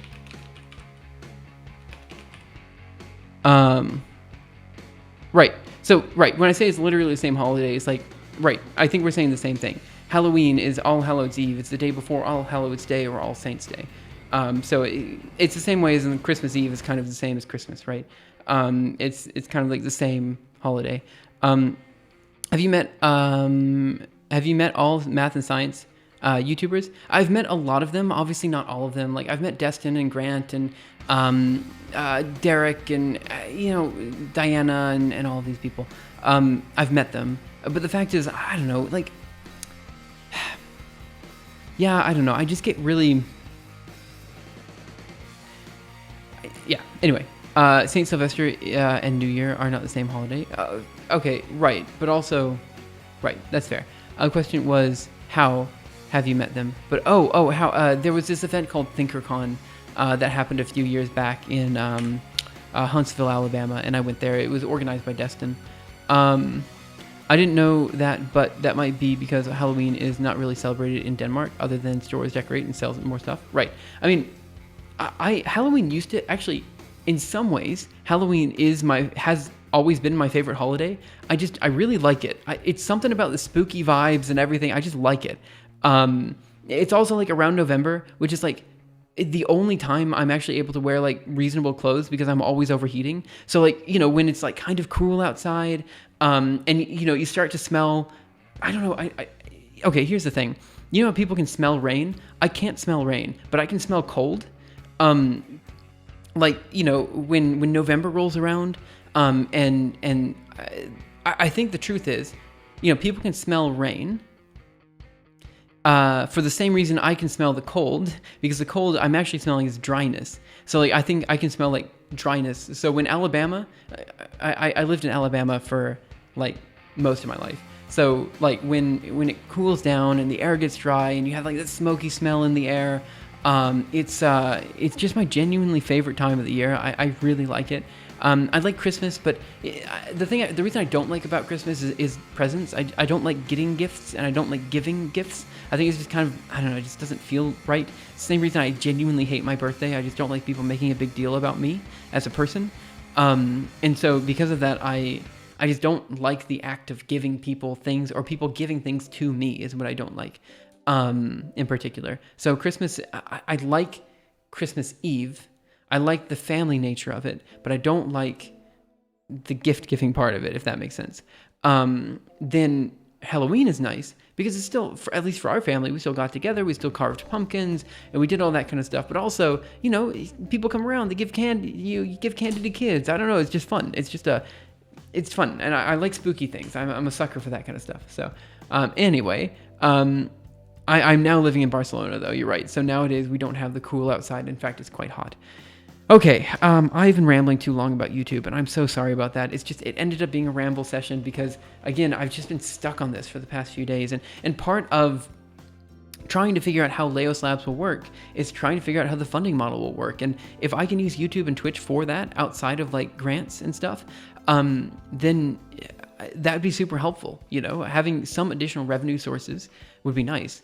And I think maybe you're right. Maybe what I should do is instead of making videos only when I feel projects are done, maybe I can make videos also that are kind of like, this is what we did this week or something. So I do weekly videos, and then some of those videos just happen to be bigger than other videos. We could do that. It's just when I asked people on Twitter and also on various other platforms, I was like, hey, what do you want? Do you want more impactful videos, or do you want more frequent videos? And they said they want more impactful videos. They want more videos that mean more. And I'm like, well, okay, if you want videos that mean more, that are more important, then it's going to take me like a month or two to make each video. And that's just how it's going to have to be. But there is something nice about guaranteeing that every video from now on, and again, this is excluding my current content, but every video from now on will be something fundamentally new. I think there's something really interesting about that. Just to be able to start every video with the phrase, here's something you haven't seen before, I think is quite nice, So I think no matter how the videos come out, if they're 3 minutes or they're 6 minutes or maybe even 10 minutes, it might go up to 10 minutes, that's fine. I think the main point is just to show something that people enjoy, Anyway, that was a super long ramble session. I'm so sorry about that. I've been my head is just always completely swarmed with unnecessary thoughts about like how to make my YouTube channel successful, and it's so dumb, because genuinely speaking, you're not going to get anywhere by thinking about it. You're going to get somewhere by doing things, you know? And here we are, an hour and 30 minutes in, doing nothing but rambling about YouTube, and it's just a pain, and I'm sorry. So let's go ahead and CD into projects. Swoleos. Swoleos. Let's here. And let me just do Julia _ project. I know it says a 3-minute wall sit. Maybe we'll leave that for now, but I just wanted to make sure we have the superset and everything generated. It's an error. That's fine. Using Swoleos. Let's generate the superset. We're gonna do the first exercise in about 30 minutes. I'm gonna introduce exactly what we're doing today, since I've apparently been rambling about YouTube for an hour and a half. And we can go from there. Okay, so here's our superset. Good. Okay, I'll generate the next set in a second. Okay, so what are we doing? Let me yawn for a second because I'm super tired. Okay, I'm gonna open up a new terminal, CD in projects, Flamify, LS here, and we're gonna run Mirage check.png. Move this up here. Something like this should do. Move it up. Perfect. No, perfect. Perfect. Okay. Right. So what you're seeing up here is something known as a fractal flame. So we've talked about it a lot. It's essentially a way to combine a bunch of iterated function systems together. That is, combine a bunch of fractals into one mega fractal. This is parameterized by a set of equations, again called iterated function systems. But at this stage, we're not super interested in the function systems themselves. Instead, we're interested in essentially turning those function systems into a fractal. And the way this is done is essentially by creating a whole bunch of points that are scattered along a map. So you have, you know, a whole bunch of dots all over the place, right? I pretend these are dots. I'm not very good at drawing dots. Perfect. Okay. And then what we do is we put a box on top of them, something like this, and we kind of just draw lines, right? Here, here, here, something like this. So what these lines represent, what these boxes represent are pixels. Please pretend that these are straight, or that this actually makes like square boxes. I realize you might have to suspend your disbelief a little bit, but you know, whatever. Okay, so what happens then is we have like 1 particle in this box, or maybe 3 particles in this box, and 3 again in this box, and 0 in this box. And then we have 3, and we have, I don't know, 13, and we have 8, and 2, and 0, and 4, and 3, and 0, and 1, and 1, and 0, and 0. Okay, so essentially what we've done here is we've essentially said, okay, we have 8 particles in this box, right? And we have and we have 13 particles in this box, and I don't know, 4 particles in this box. And what we want to do is we want to turn this into a set of pixels. So this box here might be really, really black, whereas this box here might be really, really white, or something like that. And so we've created this density distribution based on the number of particles in each box. This can be turned into a problem known as binning, and it's called binning because you basically throw 13 particles in this bin and 8 particles in this bin, but it's the same problem as histogramming. Okay. So what is a histogram, you might ask? Okay, very good question. Thanks for asking. Let's say we have a set of numbers. So here's our set of numbers, right? I don't know, I'm just dropping numbers down. All right, perfect. There's our number set. 1 second, let me try to remove these ticks. Okay, so we have a set of numbers, and we basically ask the question, how many ones do we have in this number system? All right, super good question. Thanks for asking. So how many ones do we have? 1, 2, 3, 4, 5, 6, come on, 6, 7, 8, 9, 0, right? So how many ones do we have? Okay, well, we have 1, 1, and we throw it in this bin over here. We have 1, 2, we throw it in this bin over here. We have a 3, we throw it in this bin over here. We have a 2, we throw it back in this bin over here. And so that's really, really easy to do on the CPU or any device that you have. You just say for I in length of numbers, you know, and then you say histogram of 1 plus equals 1, histogram of 2 plus equals 1, histogram of 3 plus equals 1, histogram of 2 again plus equals 1. Super easy to do. The problem is when you try to do this in parallel. So when you're doing this in parallel, you'll run into a situation where you want one core to do maybe half of it and the other core to do the other half. So, one core says, okay, this is a 1, we're going to put it in block 1. The other core is going to say, this is a 6, we're going to put it in 6. Then you have 2, and it goes here. You have 4, you put it here, and you basically keep going like that until you run into a situation where, for example, maybe you have a 2 here and a 2 here, right? And so one core has to write to this location in memory, and the other core has to write to the same location in memory. In this particular case, you're going to run into a standoff, and there's a bunch of different ways to fix this, and we're going to basically implement 2 different ways to do that today. But this is kind of the core of what we're working with today. So if you're wondering how fractals are related to histograms and all this kind of stuff, it's kind of like one small step in the overall research goal. Creating a fast fractal creation method is one step in creating a fast fractal compression method, because compression is just compression with decompression on the other side. So we're working on the decompression part, and then after this we'll work on the compression part, which will require a bunch of machine learning and all this kind of stuff. After that, we're probably going to have to do a lot of discussion about JPEG and PNG compression. I was thinking about this the other day. The paper that we're going to have to write here, it'd be super nice if we could just talk about histograms and everything and all that kind of stuff. But at its core, we're going to have to talk about a bunch of other things as well. And I feel like one of those things is, creating an appropriate benchmark, or like showing what the difference is between our fractal compression method and other known image compression techniques like JPEG, PNG, all this kind of stuff. So this is kind of where we're at. We've got a bunch of other stuff to talk about. There's just a lot of little things to do.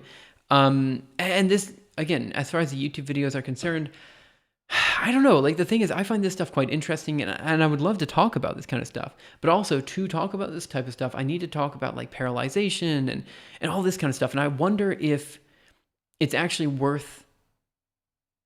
Maybe that's what I do. Maybe I talk about it anyway. Like, I just make videos on this kind of stuff, and it's just like, hey, this is our research update for this week. This is what we've done. This is why it's interesting. If you like this type of content, please just, keep going. It's a question as to what I should actually make videos on. Should I make videos on, every little thing that we move, like every time we implement a new histogram algorithm, every time we do this or that, should I make a video on that? Or should I only make videos at the very end when we have this cool thing to show? That I'm not sure. I really don't know. But the reason Mark Roper and Mr. Beast are so popular on YouTube is because when they click on a video, whether you like their videos or not, they provide a very consistent style. And it's very clear as to what they're doing. It's also very clear that if I want to make, research videos, I can't just wait until I publish a paper to make a video, right? Because then there's gonna be like one paper every 3 or 4 months, Anyway, I'll think about it some more this week and try to figure out the actual plan there. If you guys have ideas for things that would make good videos, like based on the content that I'm making, just let me know. Otherwise, I'm just gonna go ahead and open up the histogram stuff, and we're gonna just hack at it. So let me open up a new terminal here. Move it down there. That'll do. Whatever. Sure. Perfect. Okay. Control C, we're going to CD into projects, Simuleos, and then histogram. LS here. Over here, CD projects, Simuleos, and then histograms. Okay. So let's go ahead and hop into it. Knowing full well, I just looked at my clock and stuff like that. Knowing full well that, 1 second, I got another notification. Where is it? There it is. Okay, I just had to make sure it wasn't from someone important. Okay. Oh, how did I get so many emails? You kidding me? Oh, okay, I see what happened there. Anyway, this is good. We'll talk about algorithm archive stuff later. Okay. The only thing I want to say now is that I do have a small mini workout coming up in like 20 minutes or so. So what I might do is I might take a quick 2-minute break, do the workout, and then get started on histograms at that point. So let's go ahead and do it that way. That way we don't disrupt the like coding with a workout in the middle. So give me a second. I'll be right back.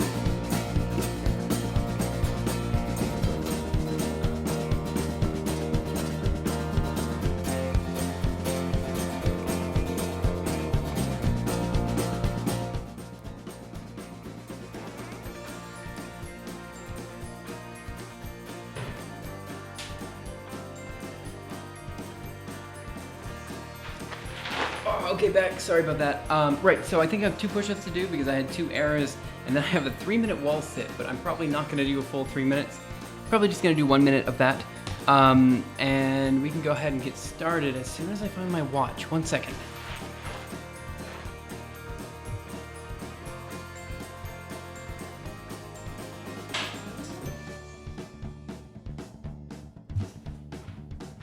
Right, so for those who might not know, basically at the top of the hour, every hour, I do just a very quick workout just to keep myself motivated. If you guys want to be a little bit physically active and just kind of get up from your desk, stretch a little bit, that's what this time is for. I realize it's not the top of the hour, but that's okay. I figure now's a good time to do it before hopping into the next programming session. So I got 2 push-ups and then a little bit of a wall sit, and that's what I have to do, so I'll go ahead and get it done. All right, let's go.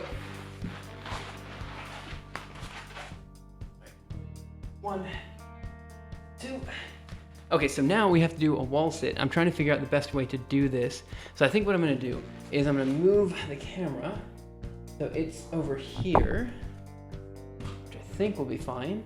And then I'm just gonna stay in the same position here. Okay, it's gonna be a minute, so give me just 1 second. And yeah, we'll get started in, I don't know, 3, 2, 1, and all right, go.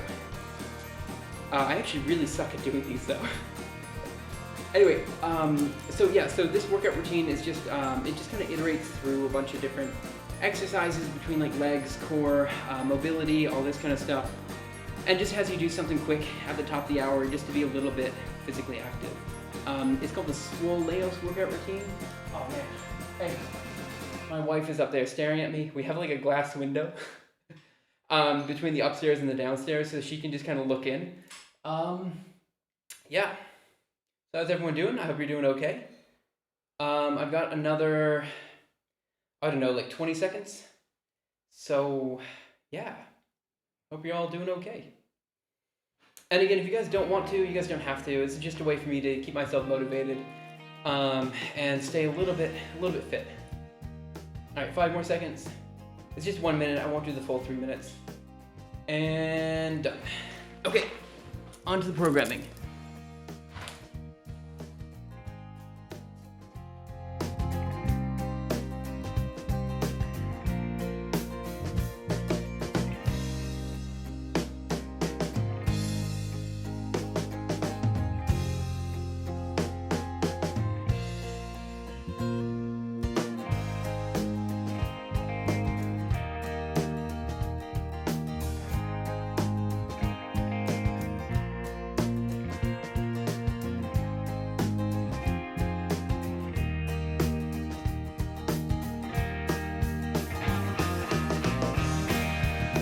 Yeah, being really out of shape, that's definitely where I'm at as well. I didn't realize until like the other day when I did the Swoleos workout routine, like how incredibly out of shape I am right now. Like it's absolutely insane. 1 second.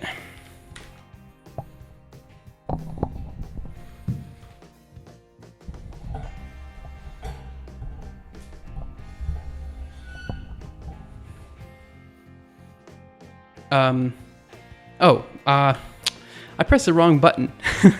I'm so sorry. You guys probably heard like the microphone moving around and stuff like that. Let me do this one instead. Let's create the new routine. Here we're gonna do cycle set, and this one is pull-ups. Can I even do pull-ups? We'll see. In 1 hour, we'll see if I think I have somewhere that I can do pull-ups. It's gonna be up here. So I'll try to get everything set up in a second. Really out of shape. This is the faceless man trying to sit in the air. Yeah, but I'm also way heavier than you. But this could be a fun way to get back into it. Yeah, the whole point is just to like not be sitting in a chair like for your whole life. To kind of get up and be a little bit active. Let's go here. I mean, there was a post I saw on Reddit the other day saying that like if you get 30 minutes of exercise, it basically offsets your entire day of just sitting in an office chair or something like that. And, 30 minutes a day, well, that's like a 5-minute exercise at the top of the hour for your 8-hour workday. That's not hard to do. I mean, that's surely reasonable, besides, like 5 minutes a day just to be a little bit more physically active, I think is super, super good. 30 pull-ups, you say? I have to do 30 pull-ups. I'm gonna do 10 pull-ups, and I'm gonna be happy with that. Man, it used to be that I could do these no problem, but now it's like, not doing that now. Okay, let's go here, and I'm gonna do, what am I gonna do? Give me 1 second. I'm gonna move the mic just a little bit, and we're gonna do vi histogram.jl. Actually, let me do one more thing. I'm just gonna reset the terminal, because I noticed some weird ASCII thing going on. Okay. Right, so what I'm going to do first is I'm going to run the histogram code that we have, and then we've got a lot of debugging to do, like a lot of debugging. And that might have been why I was talking so much about YouTube, because maybe in the back of my mind I was thinking, oh no, I don't want to have to do the debugging again. But I don't know, we'll just see how it goes.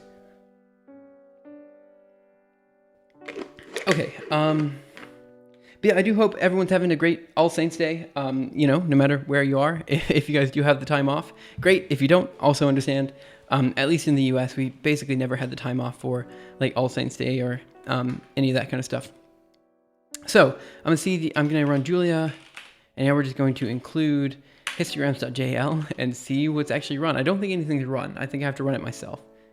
Oh, let me also set the push-up counter back to 0. Okay, so the first thing I'm going to do is I'm going to create a set of inputs, which I think I just called input. It's just going to be a random number between 1 and 128, and we're going to have 1024 of those people. Next, I'm going to run histogram output. Sure, it's going to be histogram of input, and we're going to be using plots, and we're just going to plot that to show what we're trying to get. It should be kind of a random distribution, random uniform distribution between 1 and 128. So let's go ahead and do plot, and we're going to plot histogram output. All right, and look, it's not going to be a perfect, I mean, obviously it's not going to be like, completely uniform, but if we had more numbers, it'd look a bit more uniform, Essentially, the percent error is not going to be so bad. Okay, so what do we see here? Oh, 1 second. Can I full screen it? Yes, I can. Okay, so what we see here is that we apparently have 0 of 45 or 47 or something. I don't know what that is. But, oh no, 2. Okay, so this is a range from like 15 to 2. And so we essentially have, some number of all of them. Okay, so now I'm going to run histogram again, but this is going to be from the GPU kernel, and we're going to figure out what's broken. All right, give it a second, and now we're going to plot on top of the old plot. Oh, that's an error. Group size not defined. Oh, okay. I see what happened. I was writing stuff off stream, and I forgot what I was writing. Perfect. Let's get it done. Group size. What? Is there a parentheses? Include. Oh, I think I have to control. Because it's changing the kernel. Oh, it's a pain. Okay, so let's go ahead and Control C, Control D, Julia. Let's reopen everything. So include histograms, and then we're going to create the input again, and then we're going to try it one more time and see what happens. Okay, so now we're going to do input, and now we're going to try to find histogram k out is equal to this. It's probably still going to break. Dang it. Okay, so group size still not defined. Okay, well, where do we use group size? Only there, right? Okay, quit that, open it. Okay, I thought group size was actually created in kernel abstractions, but apparently it's not. So let's look for group size, kernel abstractions, and let's go from there. Right, so I think... Yeah, so I think the issue was that group size is just not... Yes, so I'm missing docstring for group size. Check documenters, build logs for detail. So here's what I'm going to do. I'm going to open up a new terminal. And we're just going to open up the kernel abstractions repository locally, and we're going to look for group size. So we're going to do cd projects kernel abstractions. And then we're going to do grep-rl group size. Well, let's spell it correctly. Okay, and I'm going to guess it's in, let's see, we have API.md, design.md, we've got private, test, these are all tests, example source, probably source compiler. Now let's look for group size, group size, here. It's inline group size, type of group size. That does not help. Okay. Group size, is it underscore group size? Is that what I need to do? Maybe I should look in the Klima code, see if they use it anywhere. Anyway, so what is group size? So essentially what we're doing here is we have a number of threads that are put together into a group. This is also called a block. And essentially what I'm trying to do is I'm trying to grab the value for the size of that block. I don't have that. I know it's available. I just don't know what the key is called, what the function is called. And, you know, I thought it was just called group size, but apparently I'm wrong about that. So let me see if there's any examples with it in there. It says performance.jl, so let's go into VI source, examples, and let's go into performance. .jl, it looks like for group size. Okay, it's at group size. Add group size of 1. Okay, well, let's do that then. At group size of 1. Perfect. Also, I keep screwing up. Let me go over here, put this back up. Perfect. I'm an idiot. Let's go over here. It's at group size, and I think it's going to be specifically of 1. Okay, I'm going to Control D, Julia, include, and now we're going to do using, then we're going to create the next input, and we're going to go from there. Give it a second. So we're going to do input. It's going to be equal to rand here. And now we're just going to do histogram k out is equal to this. We should get a different error. Now look, I know I'm increasing the number of push-ups that I have to do. I get that, but that's okay. So we should have 3 push-ups to do now. It's fine. Right, so task failed. Input is 63. LID is 1. Okay, fine. So we're getting somewhere. So let's read through this and try to figure out what I was actually trying to do now that we fixed that error, and figure out what we need to do to fix it. I wrote down the other day, I think this was on Friday that I wrote this down when I was trying to figure this out, exactly what the kernel should look like. However, I don't know where I put that. So let me see if I can flip through my notebook to find it. Let's see, that, here it is, perfect. It's on the backside of this printer test page, which of course everyone has at least one of in their house, I'm sure. What language is this? It is English? No, it's Julia. So one second. We can talk about why Julia and stuff like that if you have questions about it. But yeah, the language is Julia. In particular, I'm using kernel abstractions, which is a framework that allows for us to write a single GPU kernel, a single kernel that is written in a GPU-like format that executes on either the GPU or the CPU, depending on how you dispatch it. So for example, we'll pop down here, and we see that in our test set right here, we essentially can, well, actually here, we can dispatch it onto either the CPU or a CUDA device. In principle, we could also do an AMD device. I just don't have any AMD devices available. I was thinking about buying an AMD device to put into my computer. Also, let me check something really quick. Am I? No, I think I'm in an okay position. I changed the, maybe I'll move this down just a little bit. Did that do anything? Probably not. Let me check. Okay, that's fine. What are you going to do? Just dropped in. Yeah, so right now we're just working on a basic histogramming method for the GPU. So we're actually going through the kernel right now, so it's probably a good time to hop in. We talked about earlier how it all fits together into the overall becoming a fractal thing. Oh, this was another idea. Going back to the discussion about what to do exactly with the YouTube channel and everything, I was thinking about maybe, what if I just switch the live streams to being YouTube live streams? Hear me out. I know that sounds like a really radical idea, because obviously the YouTube live stream is not IRC, so that means I can't have my YouTube chat like this, which is honestly a really big problem for me. But the nice thing about YouTube is that it actually would allow me to basically give a description of what I'm doing at the start of stream, and then create a timestamp for that. So it's like, hey, this is when I talked to this, let's say 30 minutes, 27 seconds is when I started talking about what we're doing today or something. And so when people come in and they ask, hey, what are you doing? I can just say, go to this timestamp, watch that, come back, which would be quite nice, I think. The other thing is it kind of combined everything together into the YouTube platform, into the YouTube platform. I don't know, like, if that's a good idea or not. I've considered it. I could try it. I just know that obviously I have more people following me on YouTube than I do on Twitch. But ultimately, like, every time I start thinking about this kind of stuff, I just go back to the same thing that I was saying before. Like, no one cares. This is all just bike shedding. It doesn't matter. Anyway, so what are we doing here? Let's go here. So I have a bunch of to-do statements up here, which we're going to have to do one step at a time. We'll get through it, but it's going to take some time.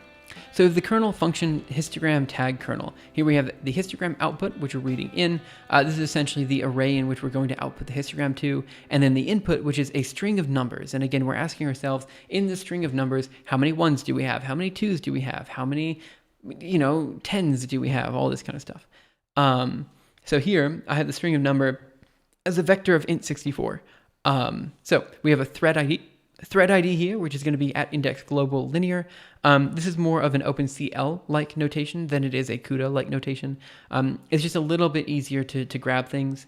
It's one of the few things that I think OpenCL does better than CUDA. By the way, Danborg420, thank you so much for following. Really appreciate it.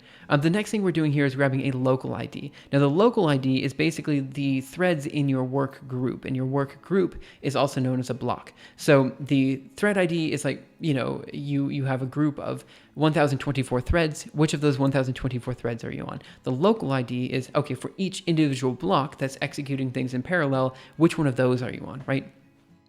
So we're creating a shared histogram of size local mem int64, and then of size group size of 1. So if you have, let's say, 10 threads in every block, then this is going to be of size 10.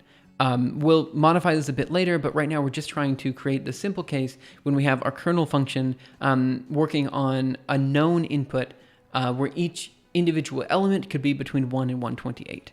Okay. So we went ahead and printed our local ID and our thread ID here, just to double check. And we got a task failed somewhere. Let me see if I can find it here. And so this passed no problem, which means we've been able to allocate the shared memory without any issues. The next thing is the next print, which is, where is the next print that was actually executed?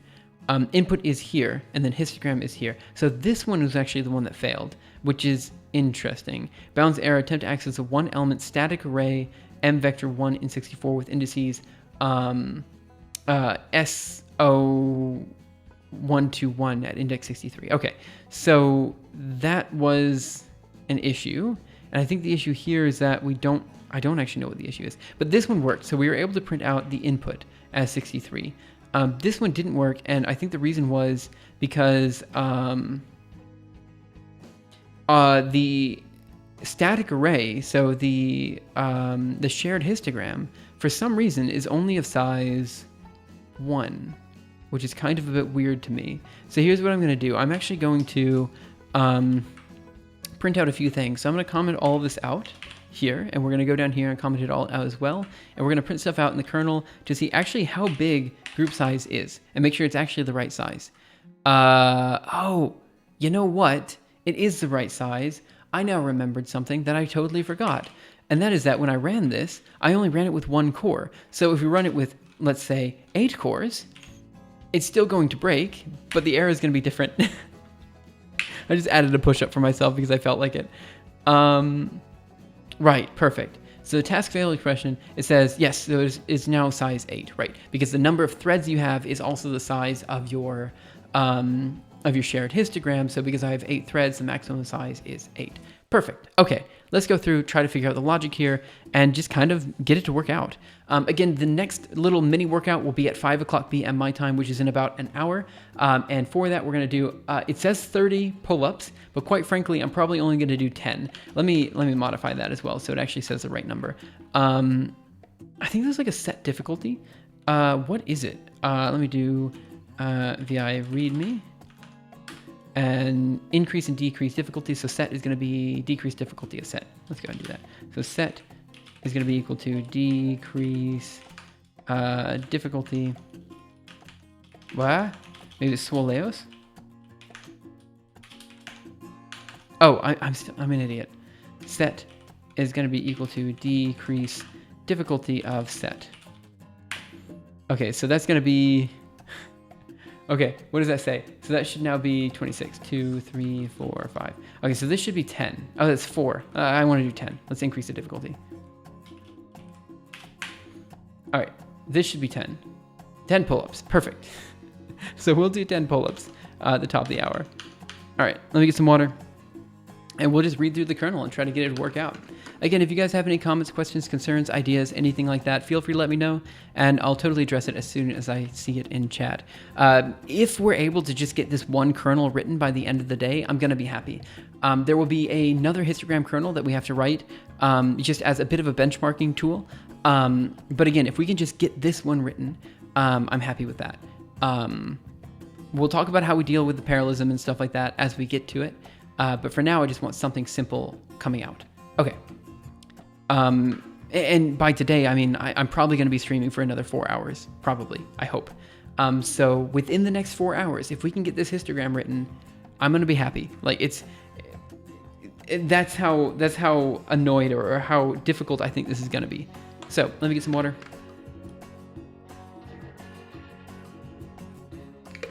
Oh wait, it says 14 pull-ups, doesn't it? Ah, dang it, let me do one more thing really quick. I'm going to drop the difficulty one more time. Okay, that should be 10. I think the minimum number is 10. And I'm just going to be a wimp. That's what I'm going to be. I'm going to be a wimp today, and you guys are going to have to deal with it. Okay, good. So I think this is working correct. So let's go through it again. The shared histogram is going to be a size 8. In this case, because we're running with 8 threads. But if we're running with 256 threads, it's going to be a size 256. Okay, the next thing we do is we print the local ID and the thread ID. And then what we do is we say at inbounds shared histogram of LID is equal to 0. So what we're doing here is we're setting all the values for the shared histogram to be 0. I don't like that we have to do this, but we need to do this. Okay, the next thing we do is at synchronize. This is just to make sure that all the threads are, back to the basics, doing the same thing. They're all like, make sure that the last thing up to this step has been completed before moving forward. So now we say if thread ID is less than or equal to the length of the input, where the length of the input is the number of elements that we're reading in. So here, like 1024 or something, we say at inbounds temp is going to be shared histogram of input TID. Right, so this is where things are a little bit iffy. So I think this whole statement's a bit iffy, right? So at this case, we need some sort of loop. To go through and make sure that we're only inputting correct values. So let's go here. So first we do need this if statement. I'm going to comment all this out, and I'm actually going to run the kernel again just to make sure that there's nothing else funky going on at the rest of the kernel. I don't think there is, but I'm just double checking. And I'm also going to try one more thing here. I'm going to see what happens if I include and I just run it again here. I think we get the same error because I think I have to recompile. TID is 128. Oh, what is this error? This error is in attempt to access 8 element static array at S21, but is this at the same line? Chronos fractions, abstract array, histograms, 56. Here, at print. Oh, okay, it is at a different line. Let me try this again. And now we're going to do include, and we're going to run histogram k out. Okay, so it ran. It gave us full zeros out, but it ran. So here's what I'm going to do. We don't need these print statements in here. So I think we can just comment these out. We'll actually remove them from the code in a bit, but for now we just comment them out because we may, for some reason, need to have them outputting later. So we're at synchronizing. So let's think about what we actually have to do here. What we need to do is we need to put another if statement in here. In fact, yeah, we need to think about how we're going to do this. So if we have 128 possible values, we want our shared histogram to hold potentially up to 128, right? But in this case, it only holds 6 or 8 or however many cores I'm reading in.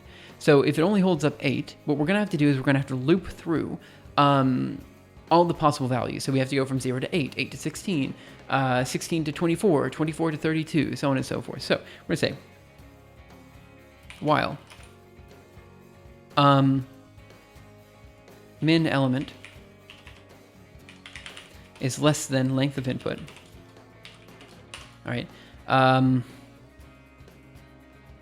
I think that's what we want, or maybe it should be max element. Oh. Okay, and up here we're going to define max element. Is going to be equal to probably just at group size of 1. Of 1. Okay. And so the min element is going to be 1. The max element is going to be as large as we can possibly get. And we're going to add the max element every time. So while the max element is less than this, we're going to go ahead and do an end in here. And we're going to say, we probably don't need to write min element because we know that min element is always going to be max element minus max.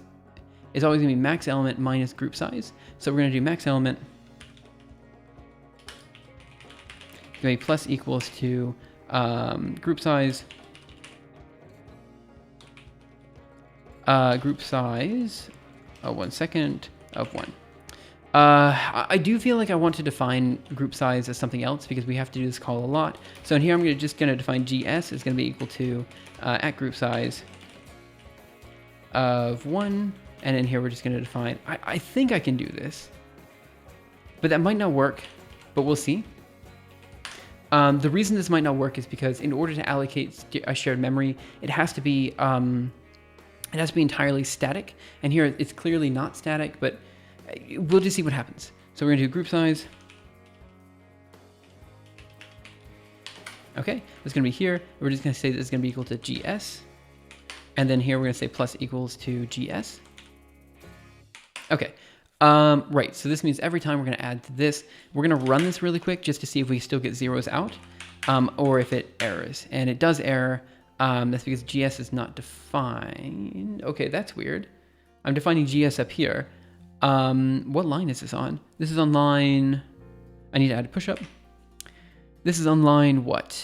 CPU, initialization, histogram 75. Here. That doesn't help. That's completely useless. This is on line. Oh, you aren't going to give me another line, are you? You're just going to say that. Okay. Let me see. I might be missing something. So task.jl, cpu.jl, CPU, histograms.jl line 75, which is just on the weight. And then we go from there. Haven't caught your streams in a while. Love the competition you did with 3 Blue and Brown. Yeah, I'm glad that people found, like, I guess enjoyment out of that. I'm not exactly sure how to say that. But yeah, so if you guys don't know, we recently ran a competition called the Summer of Math Exposition with, so it was me and Grant from 3 Blue and Brown, but I was kind of working under Grant. Grant was kind of paying me for that. So it was a collaboration, but it was also just kind of work in a way.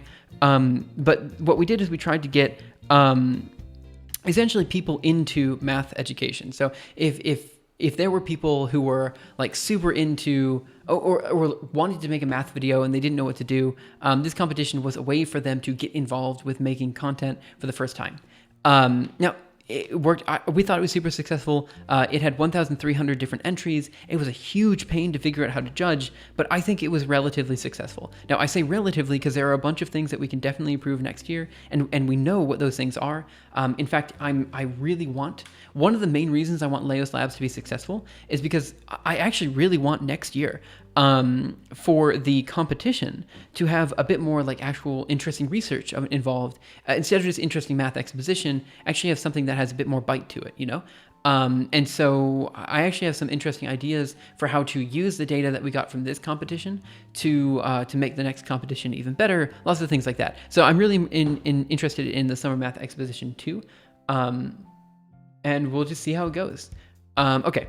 So now we have to figure out what this error is. It says GS is not defined, but I don't understand exactly where it's coming from.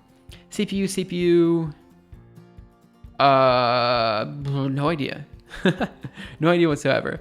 Oh, yeah. I'm sorry. I've been ranting and rambling a bit today. There's what you guys are probably interested in is a playlist of YouTube videos, which can be found here. So here's a playlist of all the videos if you are interested. It's more than just video content. There's also a, we go to 3blue1brown.com. There's also a bunch of articles and stuff, which I quite liked. So let me do, was the thumbnail changed? It looks like the thumbnail was changed. Let's go to blog and someone results here. So there's also a bunch of articles down here to look at as well. which are not videos. But for me, as I've mentioned many times before, I'm not actually very good at understanding video content. So, wait a minute. Something was broken. Okay. I feel like I need to fix that. 1 second. Yeah, we'll talk about that in just a second. Let me just put this. Can I make it bigger? No, I cannot. I just want to. Yeah, we need to fix that. I'll figure out how to do it. I just need to make a note.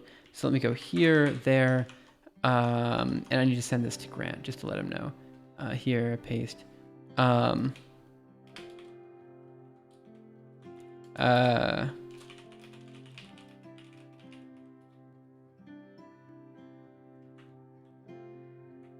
Okay.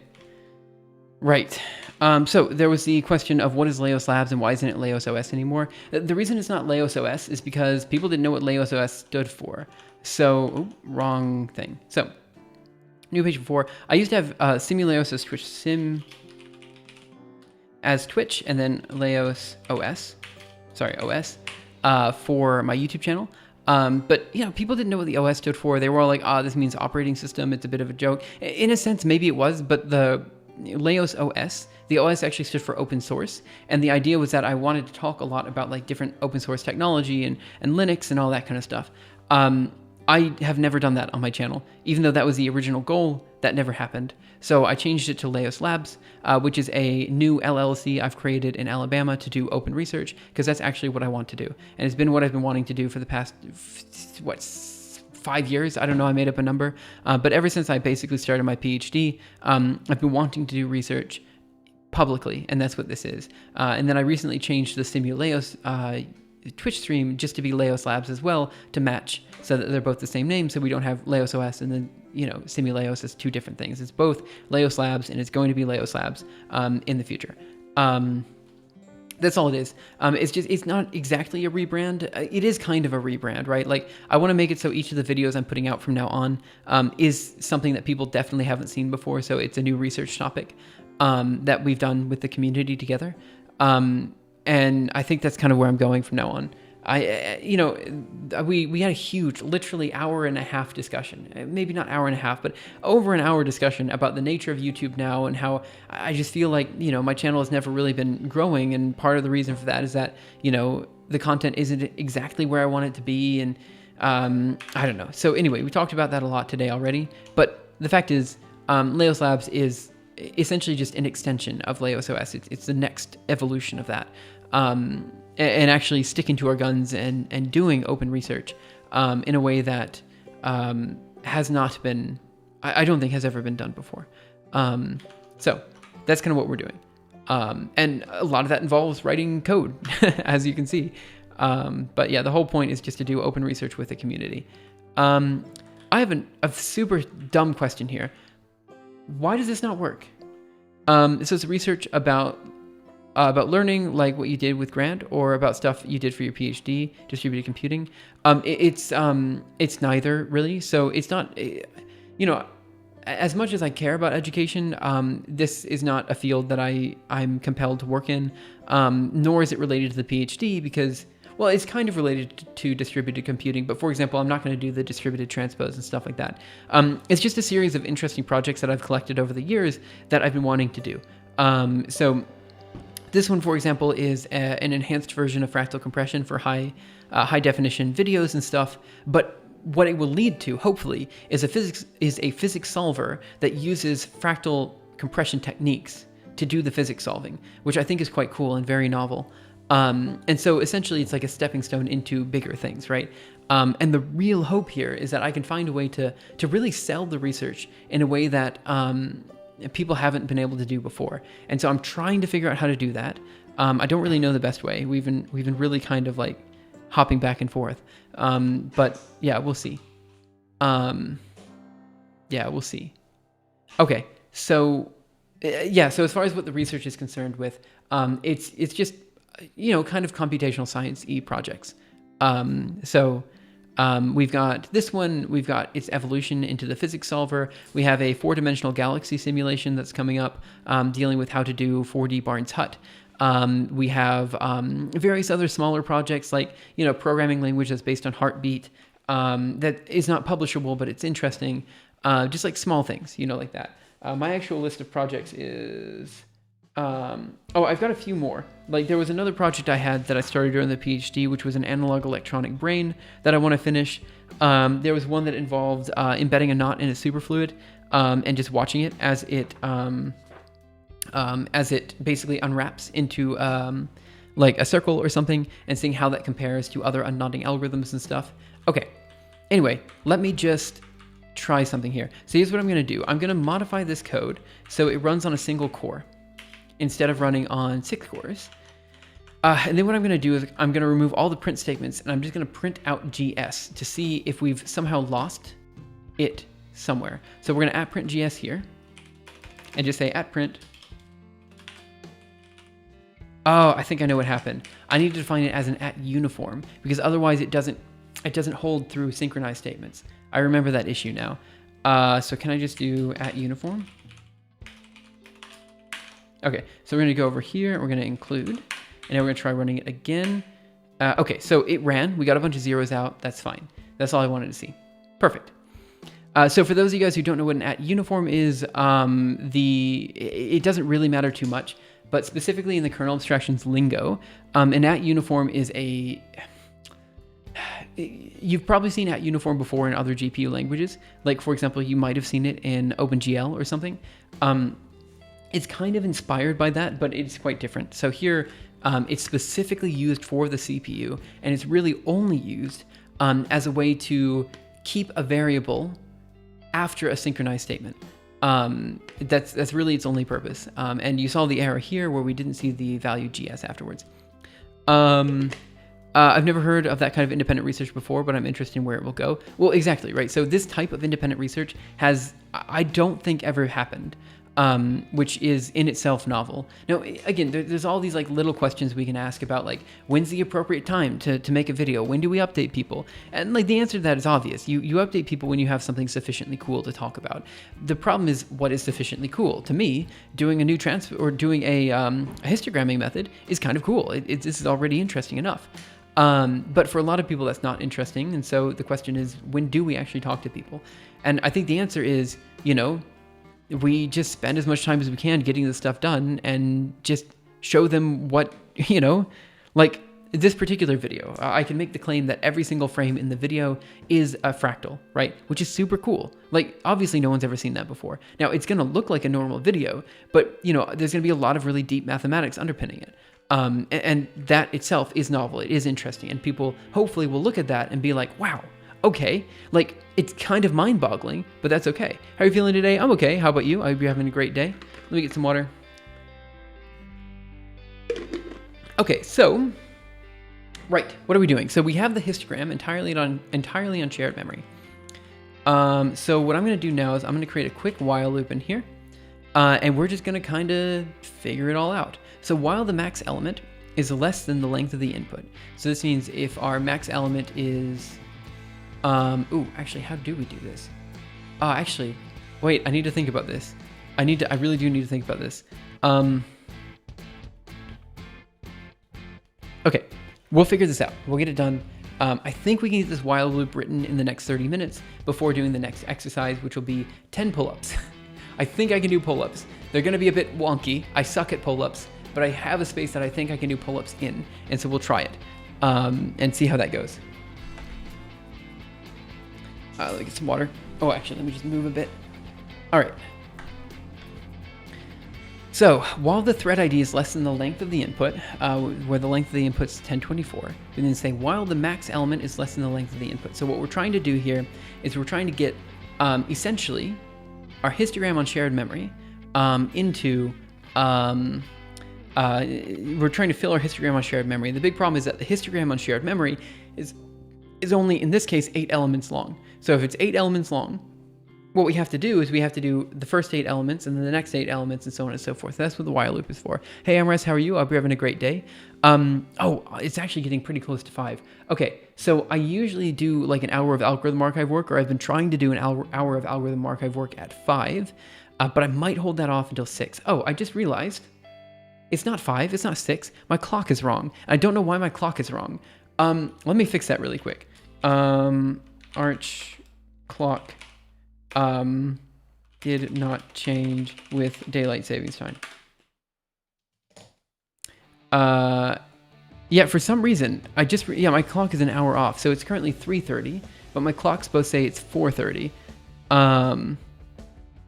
Let's see, what is this? DST is used since today in Europe, so do I just need to resync, maybe? Maybe that's what I need to do. Let's just see what happens. So let's do NTP Arch. Sorry, I know this is a side tangent. I just want to get it done.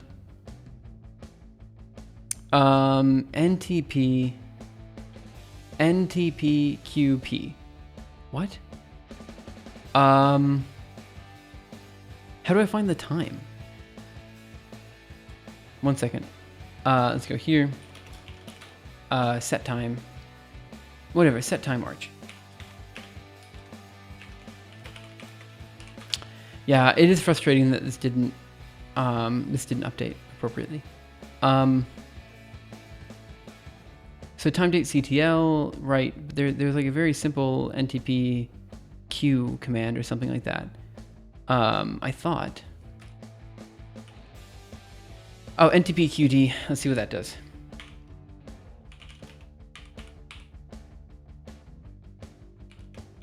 Dash QG. Does that change anything? I don't know. Does it show any bad information? I'm 40 seconds behind you, apparently. Apart from the fact that I'm following the stream, is hard, I'm good. Wi-Fi is not as good in my in-laws. Man, I'm sorry to hear that, but yeah, we'll hang out still, you know? Okay, so, let's run this. There. Run sudo. Okay, did that change anything? I don't know if it did. How do I tell the current, like, what is the current system time? Date? It currently says, see, it's wrong, right? It currently says it's 16:25, but it's not. It's 13:25. No, it's not 13:25. It's 15:25 is what it is. It's 3:30. Let's fix this. Set time, DST. Let's see. But I use it at once every time I boot daily. Wait, what's this? Yeah, the LLC is in the US, so the LLC is in Alabama. And that's because I lived mostly in Alabama this year. But I am now in Barcelona. So, let's see. This is a pain. Let's go back. Maybe if I just do DST. Let's do. 1 second. DST Europe Arch. I'm surprised that it didn't update. Let's see, time date CTL. Show debug. Right. Let's see, hardware clock. You can correct this manually. Sister HC UTC. And then,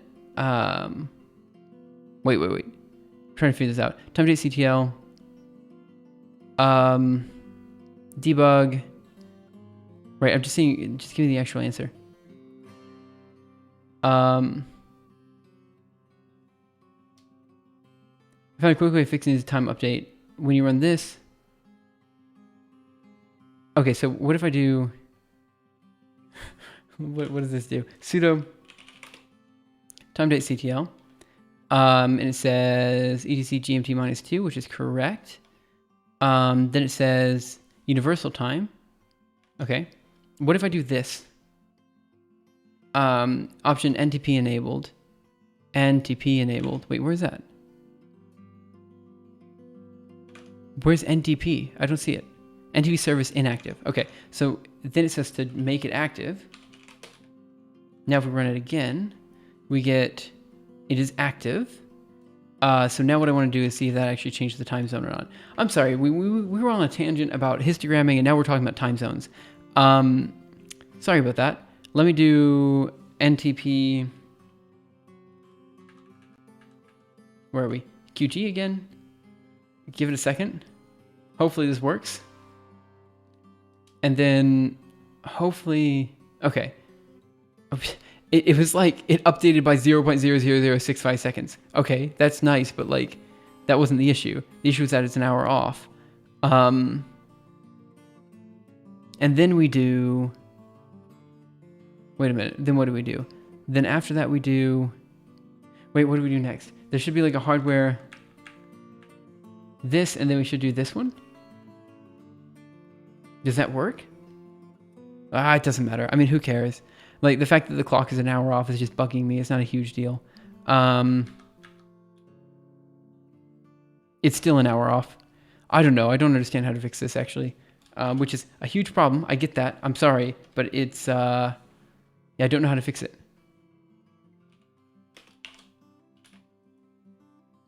Current local time in Arch. Arch time zone wrong due to local time hardware clock. Time zone in Arch. Let's do Arch Linux. System time, Espanol.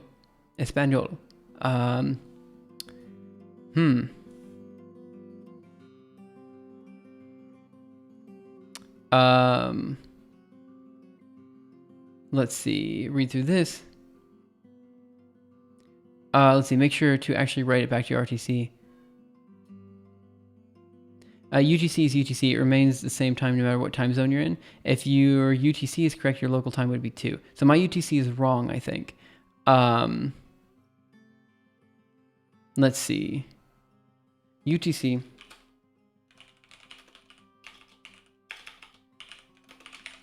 Right, so current UTC time is 14:30. My current UTC time is...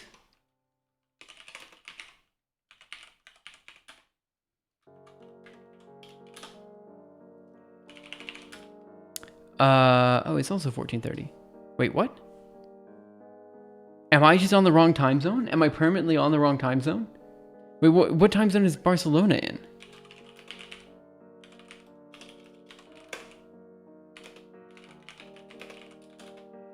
I misspelled Barcelona, just deal with it. It is UTC +1. Wait, what? Yeah, maybe I have the wrong location, but that's weird because it was a correct time zone. Wait, what? Time zone currently being used in Barcelona. Time zone not currently being... Wait, does UTC not... Does UTC not follow daylight savings time? And so... Do I have to manually change this? Okay, the above time zone is used. Okay, fine, whatever. It's now UTC +1, apparently. That's fine. If that's what it is, we'll fix that then. The question is, how do I set it? ETC GMT -2. So I want to do sudo time. Let me make this huge. Date CTL set time zone. I think it's just ETC GMT -1. Did that work? Yeah, okay. Let me just run that same command on my laptop while I'm here so that I don't forget about it. Huh. So usually daylight savings time is done, like I don't have to do that manually. It's weird that I have to do that manually. Let's do sudo time date CTL set time zone. Should be ETC GMT -1. Okay, that should be fine. Perfect. Okay, so it's now at least the correct time zone. So that is one positive thing about today's stream. We got one thing done. If nothing else works, We've done an hour-long rant about YouTube, and then we have gotten the time zone fixed on my computer. So that's something. We're getting somewhere. I'm really sorry. Let me get some water.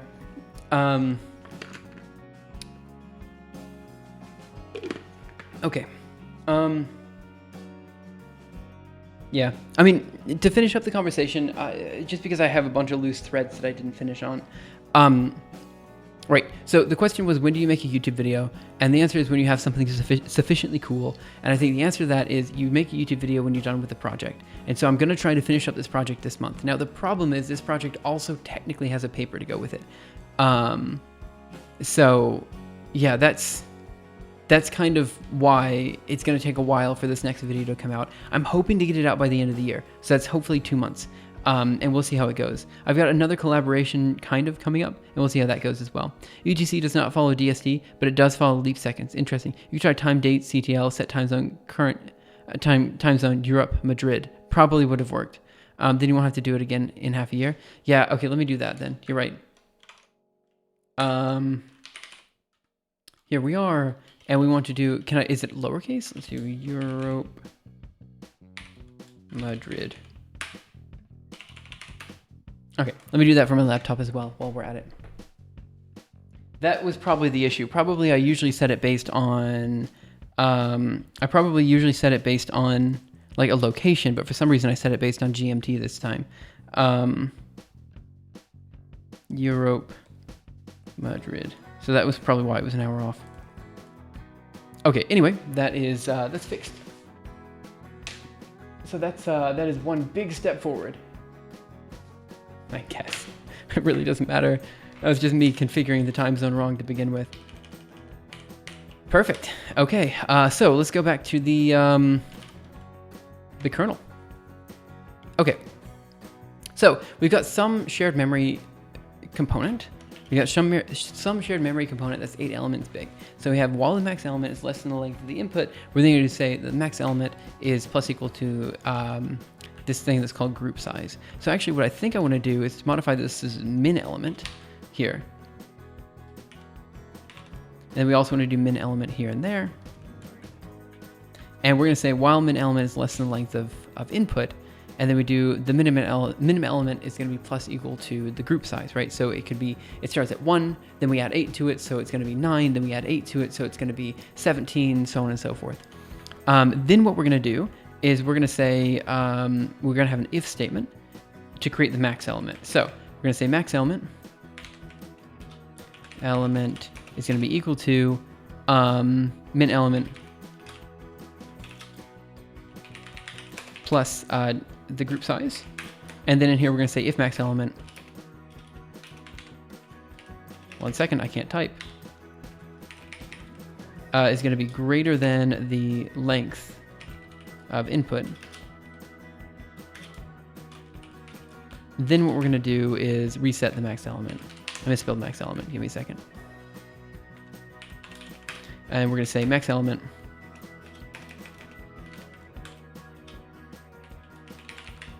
is going to be equal to, how do I do this? This should be the length of input minus min element. Nothing. I can't type anything correctly. I think what I'm also going to do is I'm going to define the length of input just as capital N or something. And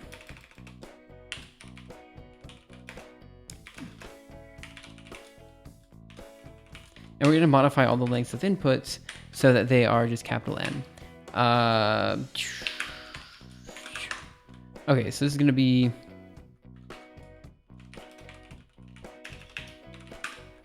let's see, what lines are these going to be on? It's going to be... Oh, I guess it's on line... Okay, there's a net synchronize at the end. So probably on line 34 to 69. So let's just do that. So we're going to do from line 34 to 69s. And we're going to do length. I think I have to do this of input is going to be modified, changed to N. We're going to do CG.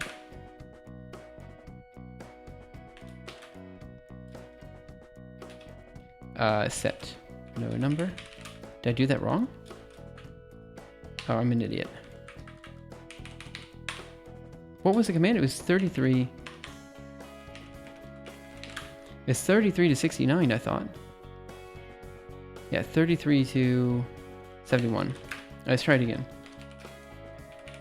All right, we're going to do 33. I think this is correct. 33 to 71. And we're going to change length. I must have misspelled something. Length of input. And we're going to modify that to be just capital N CG.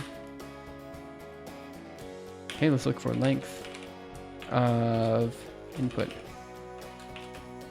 Oh, I see, that's a problem. Length of input. Ah, okay. So it's 33 to 71, and we're going to modify S, and we're going to modify length of input to N CG. Okay, that's correct. Yes, yes, yes. Oh, there's only 3 of them. For Pete's sake, I spent all that time formatting the proper Vim stuff, and there was only... Okay, anyway, it doesn't matter. Okay, this is going to be N minus the minimum element plus GS. So what this should allow us to do is basically go through... yeah. So this should allow for us to create a max and min element, which are going to be kind of which elements our shared memory tile are acting over right now. So the next thing we're going to do is we're going to say... so we have the shared histogram of input of TID. So we're going to say if input of TID, 1 second, is greater than min element, probably greater than or equal to is what I want. And then, and input of TID is less than, it should be less than and or equal to, or just less than? It should probably be less than or equal to max element. And here, and then we're just going to say shared histogram.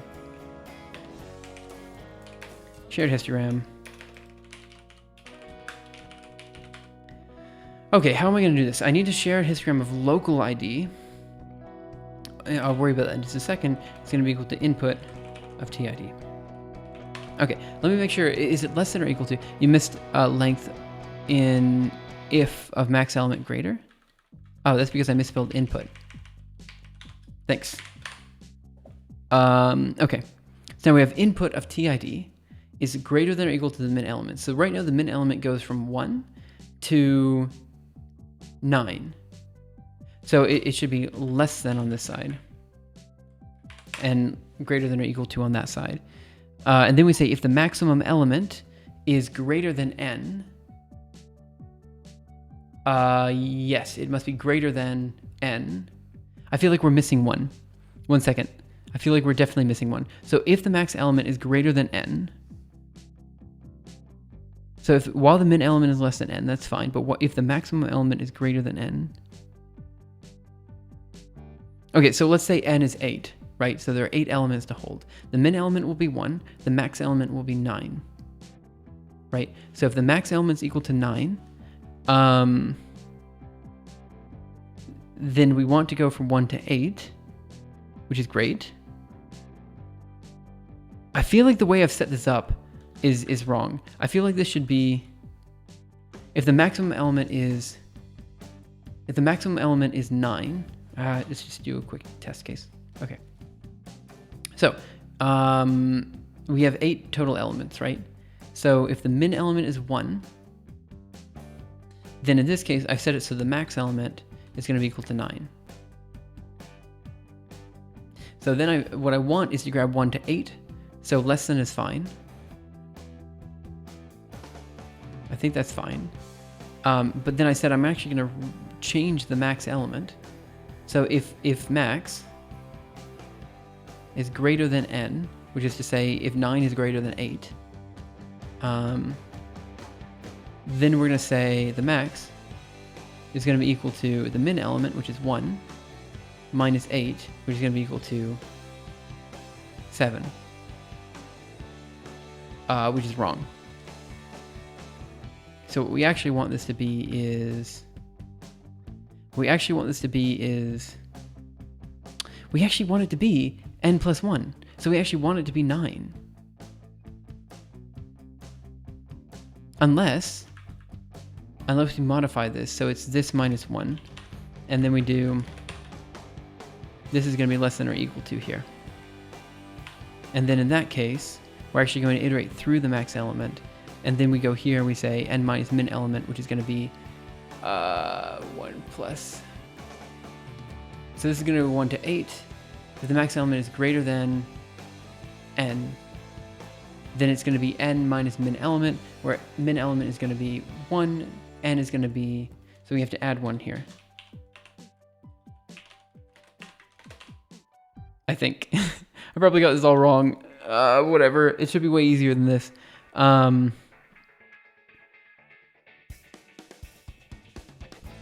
Whatever. Min element, we're just going to say we're including the... We can exclude it here.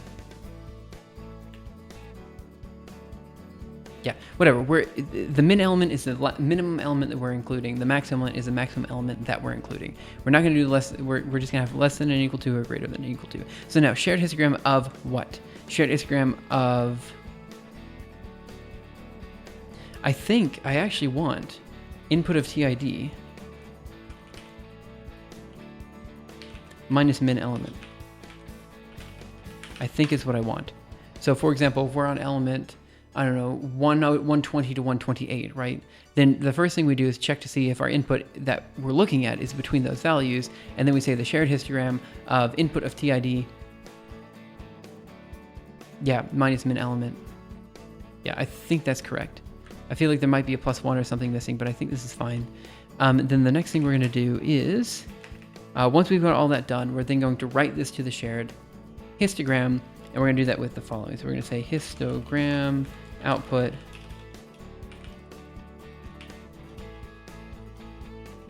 of, and it should be LID plus, oh, come on, of LID plus min element is going to be equal to shared histogram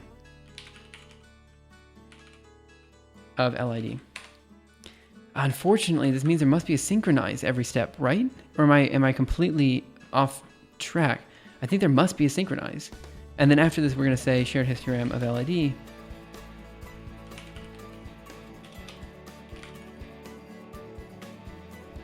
is going to be equal to 0. I think there must be a synchronize in here. I think. Okay, I'm gonna run this and see if it compiles. Let's go over here and let's do include histograms.jl. It did compile, so now we're gonna do histogram. K out is equal to this. Wow, look at that amazing error message. Wonderful. Okay, TID is not defined. I guess that's because they're not defined as at uniforms up top, which is fine. We'll just define them as at uniforms.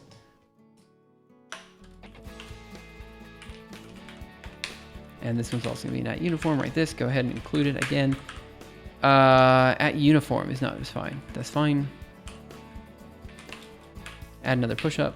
Let's go to include and histogram K out. Okay, another error, add another push-up. How many push-ups do I have? That is 9 or 10. Nested task error. No method matching index global linear kernel abstractions. Okay, what's the issue here? What line? Are you going to give me a line or not? You are not, are you? Right. 83 is what it says. But I know what that is. That's just a wait for the event to finish. Perfect. Okay, so it's not giving us a useful error message, which is totally fine. We're used to that with kernel abstractions.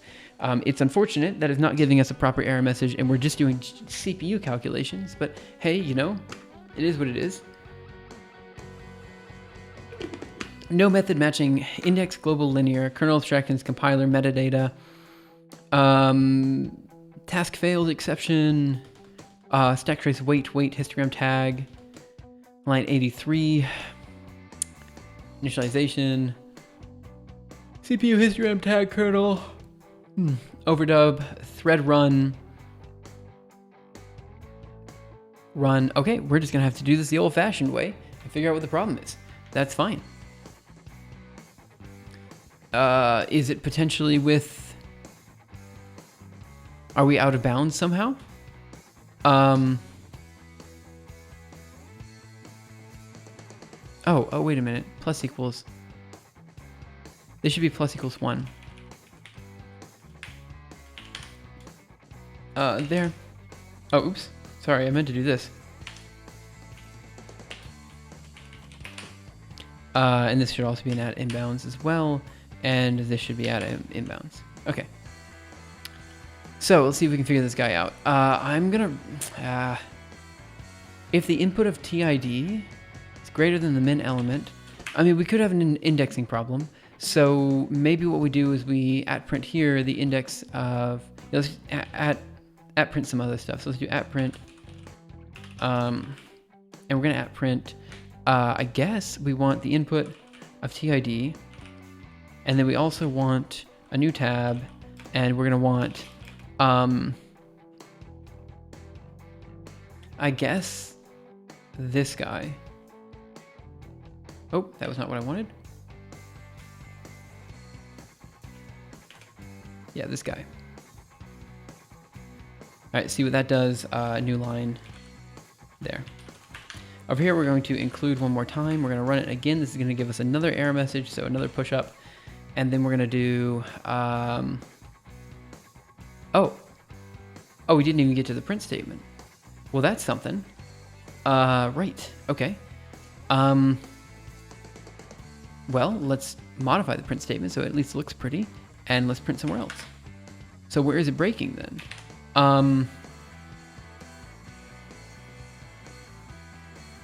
It must get here to the while loop, right?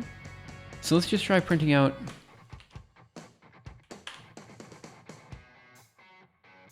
Let's just try printing out the min element every time. At print min element. Maybe it doesn't like the while loop.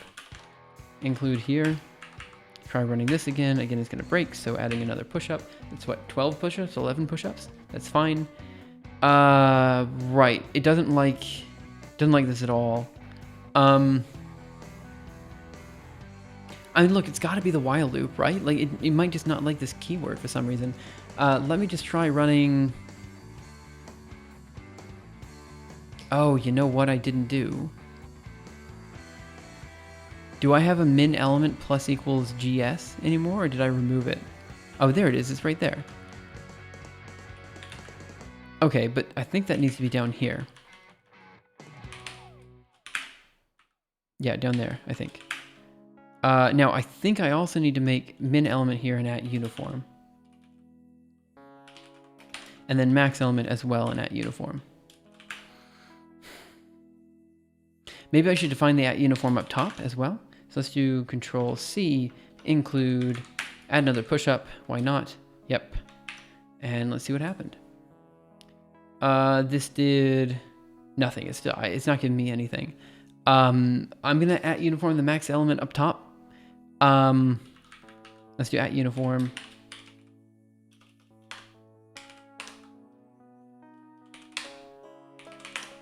All right, we're gonna at uniform the max element. Oh, come on.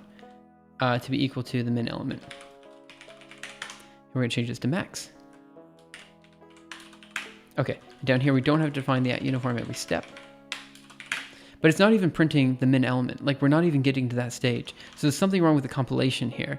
So what I'm going to do is I'm just going to comment out everything except for max element is going to be min element, and then this. That's all I'm going to do. We're just going to increase the max and min element until the min element is greater than n.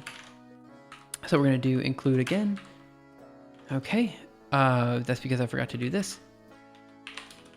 Add another push up, include, histogram k out. Okay, so this is still erroring, which is weird to me. What is the error for? How many? I have 13 push-ups now. This is gonna suck. Let's see. What do we have? Okay. Can we just not do a while loop in a kernel?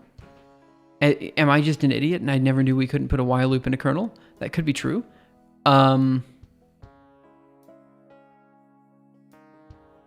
Yeah, that could be true. I mean, why not, right?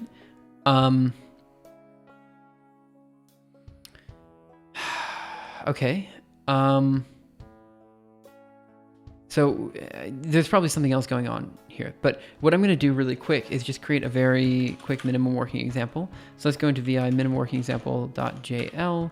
And actually, let's go into cp minimum working example 2 into minimum working example 3.jl. And we're just going to put a while loop in a kernel and just make sure that works. 3.jl. Sure, ftest is fine. So in here, we're going to say while. Screw it. It's going to be simple. While a is less than 10, a plus plus, and I think this has to be plus equals to 1. Nope. Okay. And now what we're going to do next is we're just going to say, yeah, let's run that. Let's go over here, include minimum working example 3.jl. Okay, run that. I think it's just pre-compiling. No, this one also gives us an error, which is great. Okay, so now the next thing is less. Wait, what? Oh, I'm an idiot. Right, I'm an idiot because this is going to be, I'm dumb is what I am. C is equal to 0. C here, C there, write that, go over here, include minimum working example 3.jl. I don't know why this would fail.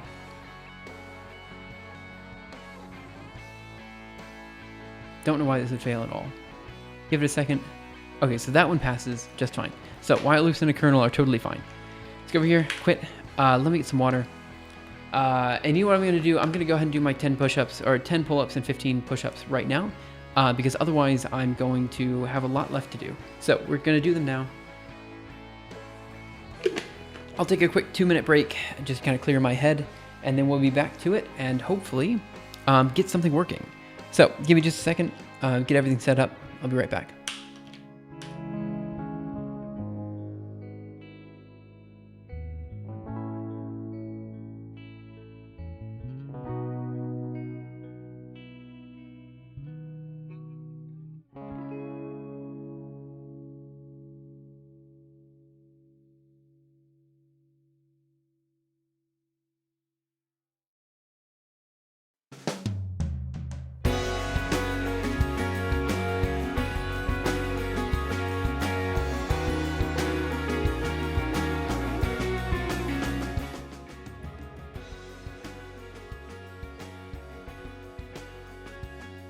Wait 1 second.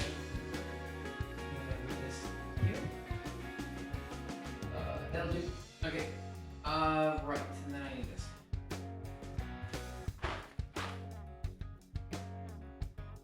I should put a towel over this or something. Okay, good. So this is up. All right, guys. So if you haven't been here before, at the top of the hour, pretty much every hour, I do a just mini workout to just kind of, get the muscles working and to, I don't know, just get some sort of physical activity. So right now, I have 15 push-ups to do because I had 15 errors over the past hour or so since I've been writing code. And then I've got 10 pull-ups. I should do more, but honestly, I'm super unfit right now, so 10 is as many as I can do. All right, we're gonna do the 15 push-ups. Quite frankly, it's gonna be hard. And then we're gonna do the pull-ups after that, so let's get it done. I need a mat that's not so like squishy also. Kind of a pain. All right.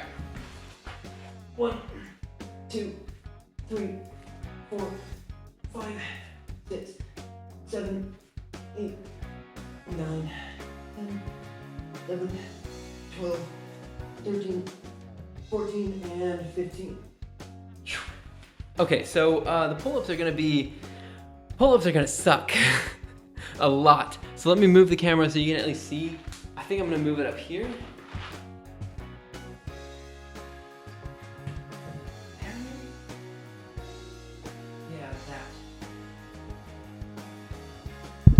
So I've got this spiral staircase. Oh gosh, this is gonna be a pain, isn't it?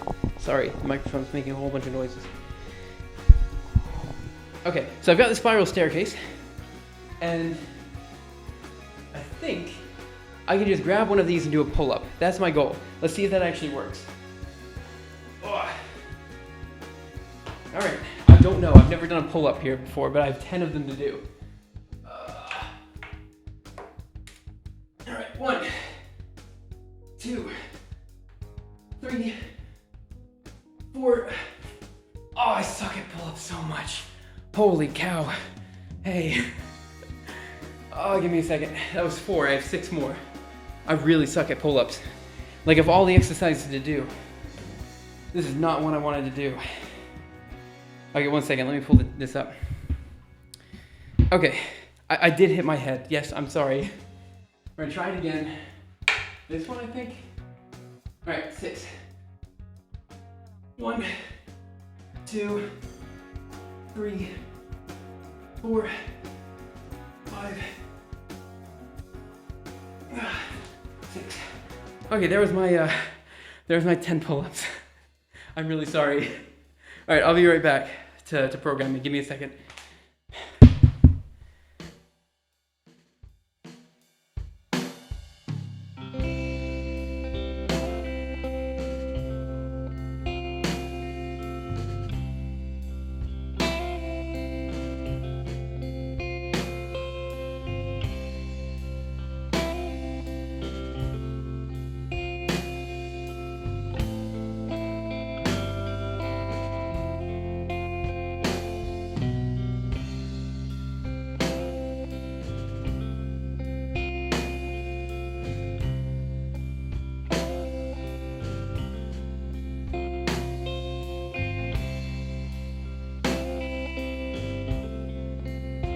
Okay, that should be good. Give me a second.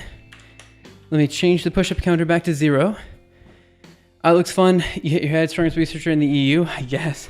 We're in the EU, England, Germany, Spain, and Barcelona. Right. Let me book a flight. Yeah, maybe don't do that. I mean, no offense. Like, I'd love to meet people, but at the same time, like, I'm, okay, I say I love to meet people, but actually I'm really a social recluse. So, give me a second. I need to modify the microphone really quick. Yeah, just give me 1 second.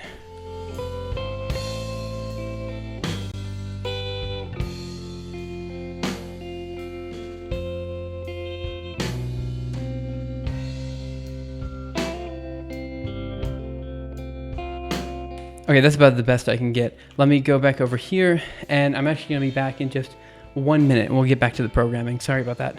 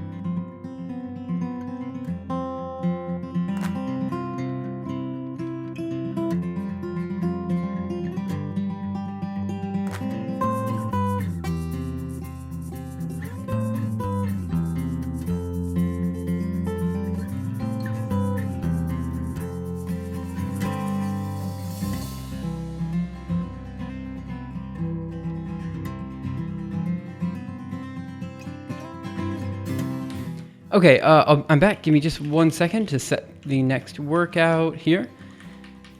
Should be this one. So we cycle sets. The next one is going to be wide squats. Oh, no. All right, give me a second. Let me, I'm actually going to decrease the difficulty. I think it says like 50 wide squats or something.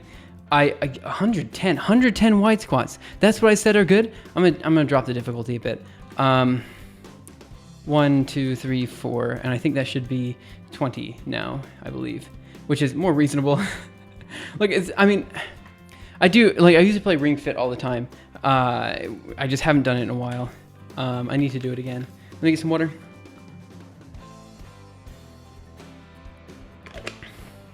Yeah, I don't know what I had in mind when I do know what I had in mind. I was way more fit back then. So 3:34, I assume AM. I'll get a cab. Just need to find a bar to meet. Got to be honest. I don't go to bars, so Frankfurt AM to Barcelona. It's only 665 euros both ways. I'll take the train. Yeah, good luck. Okay, so what did we learn? We learned a lot. So let's go ahead and mess around a bit. So we're gonna go back over here. Okay, so before we did the little mini workout break, we were running into issues with getting our histogram code to run. So let's go into vi-histogram.jl and let's see if we can figure it out. The issue was with this while loop, which for some reason just didn't work at all. And I'm not entirely sure why. Genuinely have no idea. So, what we're going to do is we're going to... I don't even know how to start debugging this. So we have if the max element is going to be equal to the min element plus gs minus 1, should be fine. And we say the min element is going to be plus equal to gs. So how about we just do this? Paste here. And I'm actually going to remove all of this down here as well, just to make sure there's nothing after this loop messing up. Here, there. Oh, sorry, there. And let's go up here. I think we get to at least the print this statement, right? Let's check to make sure. Okay, we're gonna go here. We're gonna include. We're gonna try running it one more time. Okay, let's see where the error message is, because it could be. It might actually be before. Okay, well this gives me some information. It might not actually be in the while loop then. Let me add another push up because we did another error. So it might be actually in this statement here. Interesting. Okay, well let me try, so we can print LID and TID. That seems just fine. There. And then we can't print afterwards, right? So let's just do, I'm gonna @print a check in here, and you guys are just gonna have to deal with that. @print check new line.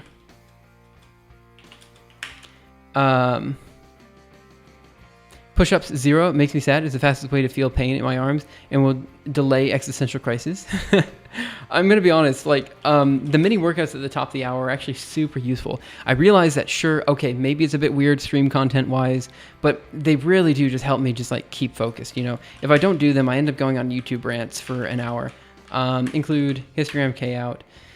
Let's see what's going on. So we're gonna go up here. We printed nothing out. Okay, so let me comment out this entire while loop here, and I'm gonna comment this out down here. Okay, we're gonna include again. We're gonna run histogram K out again. Another push up. We'll go ahead and add that in there. It's not going anywhere. So let's do Control D, Julia, include, and see what happens. And then we have to create the input and run it one more time. But this is literally just running not too long ago, right? So I don't know what I did. We had something that was outputting, sure, it was a bunch of zeros, but it was outputting something. And now it's just broken. Okay, so we're gonna create our input here. Now we're gonna do histogram K out is equal to that. Histogram tag not defined. Oh, I'm an idiot. That one. Okay, well that's 2 push-ups. 74. Okay. That's fine. I'm just an idiot. That's fine. I'm just going to delete that for now. Right, let's go over here. Include one more time. Oh gosh, what is your problem, man? Okay. That's 3 push-ups added just because I can't do comments. Are you kidding me? There, write this, go over here, add another push-up, include one more time, histograms.jl, we're going to histogram k out. Error, good, another issue. Okay. Restart Julia, I just did. Okay, so what is the issue? Is the fact that I'm at uniforming the TID, is that the issue?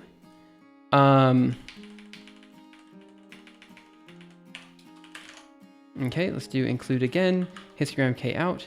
No. Oh, that sucks so much. Okay, so how do we... Let me go down here and see if this works. I'm gonna do yank to yank, and we're gonna paste it down here after the @synchronize to see if they persist. So we're gonna do include, we're gonna run histogram k out. Okay, well at least TID and LID persist after these loops, so I guess that's fine. Okay, well at the very least I know I'm an idiot, so that's something. Let's go ahead and DD here. Gosh, it's such a pain, such a huge pain. The whole time I thought it was a for loop. How many push-ups do I have right now? 6 push-ups. I haven't even started doing anything yet. Okay, so we're going to comment out this last bit here, and we're going to put this for loop in action. So we're going to do include,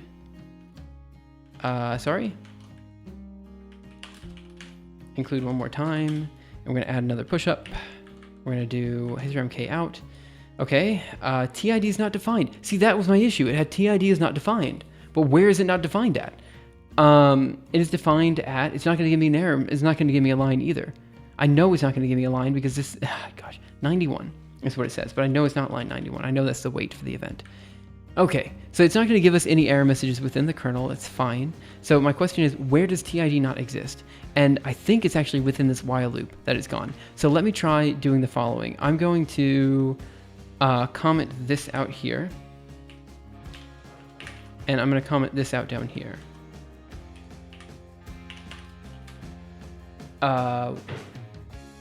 Yep. We're gonna go over here. We're gonna include. Okay. Somehow I've not gotten any of these comments right. I've added literally 7 push-ups, and I've only failed at creating comments. Right. This, go over here, include one more time, and we're gonna histogram k out. Okay, that's a bunch of 1s, which is something. Okay. I was not expecting all of them to be. Oh, I think I see what's happening. Right, okay, I understand. Control C. Okay, that's an error, so I'll give it another push up. Okay, so we're printing the minimum element. So that means we have 1,024 elements. Let's see, we're printing the minimum element and we're saying max element. So, okay, the for loop is working, right? Or the while loop is working. So it's probably failing here at input TID. And that is probably because the TID is not persisting into this while loop for some reason.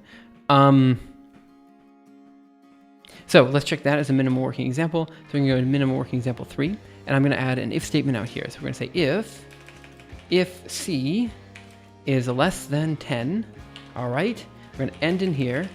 We're going to do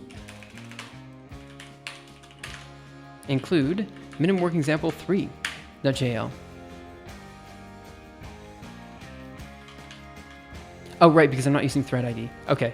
It's going to be plus equal to thread ID.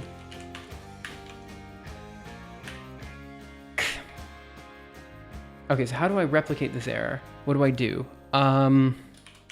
Quit here, go into histograms.jl. So we have the thread ID there. There's an @synchronize statement. There's an @synchronize statement. Maybe that's the problem?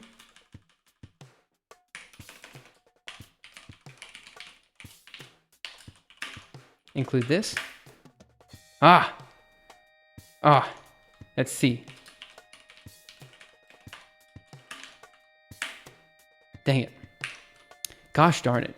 How's life as a fractal? Man, I have not even been able to get the histograms working. We're still failing. Like, I've been failing for weeks at this, you know? I mean, like, genuinely speaking, I've been like, man, I've just been having so much trouble with this. It's just such a pain. Okay. How are you doing, Nick, by the way? I hope you're having a great day. Okay. So let's see what we got here. What I might do, I mean, I've been streaming for 3 hours now, so here's what I'm going to do. We're going to keep working on this for another hour. Then I'm going to actually take a break and get some food, and I'm going to work on this off of stream, is what I'm going to do. Sorry about that, but I am super tired. I'm like quite hungry. So I think we're going to do another hour here. So 4-hour stream today, and then I'm going to keep working on this off the stream. So at 5 o'clock p.m., I'm going to end for today. And actually what that means is that maybe I should look at algorithm archive stuff now. And I'll just keep working on this off the stream afterwards. Doing good. Happy to hear that. Yeah. Okay, yeah, I think that's what I need to do. I'm just really hungry right now. And I know I'm not going to be able to last the full time. I could try to go longer, but I mean, the whole point of this month is to get stuff done. And I think right now I really just need to, focus on that, So let's do a little bit of algorithm archive work. And then I'm going to try to just figure this out off a stream, like just get something working. And then if it's not working, I don't know what to do. If it's not working, I'm just going to be like, I've been trying to get this working for a while. 10 push-ups on stream before turning off. Well, I still have a bit of time. Let's go to the algorithm archive, github.com. Whatever, it doesn't matter here. And then we're going to go to here. I was already there, but I'm an idiot. Algorithm archive. Let's go to pull requests. Let me see if there's anything that I can very quickly review. There probably isn't. Oh. There probably isn't. Which means I need to do some chapter stuff. Okay. I'm going to actually get some food. I'm going to be back in maybe an hour.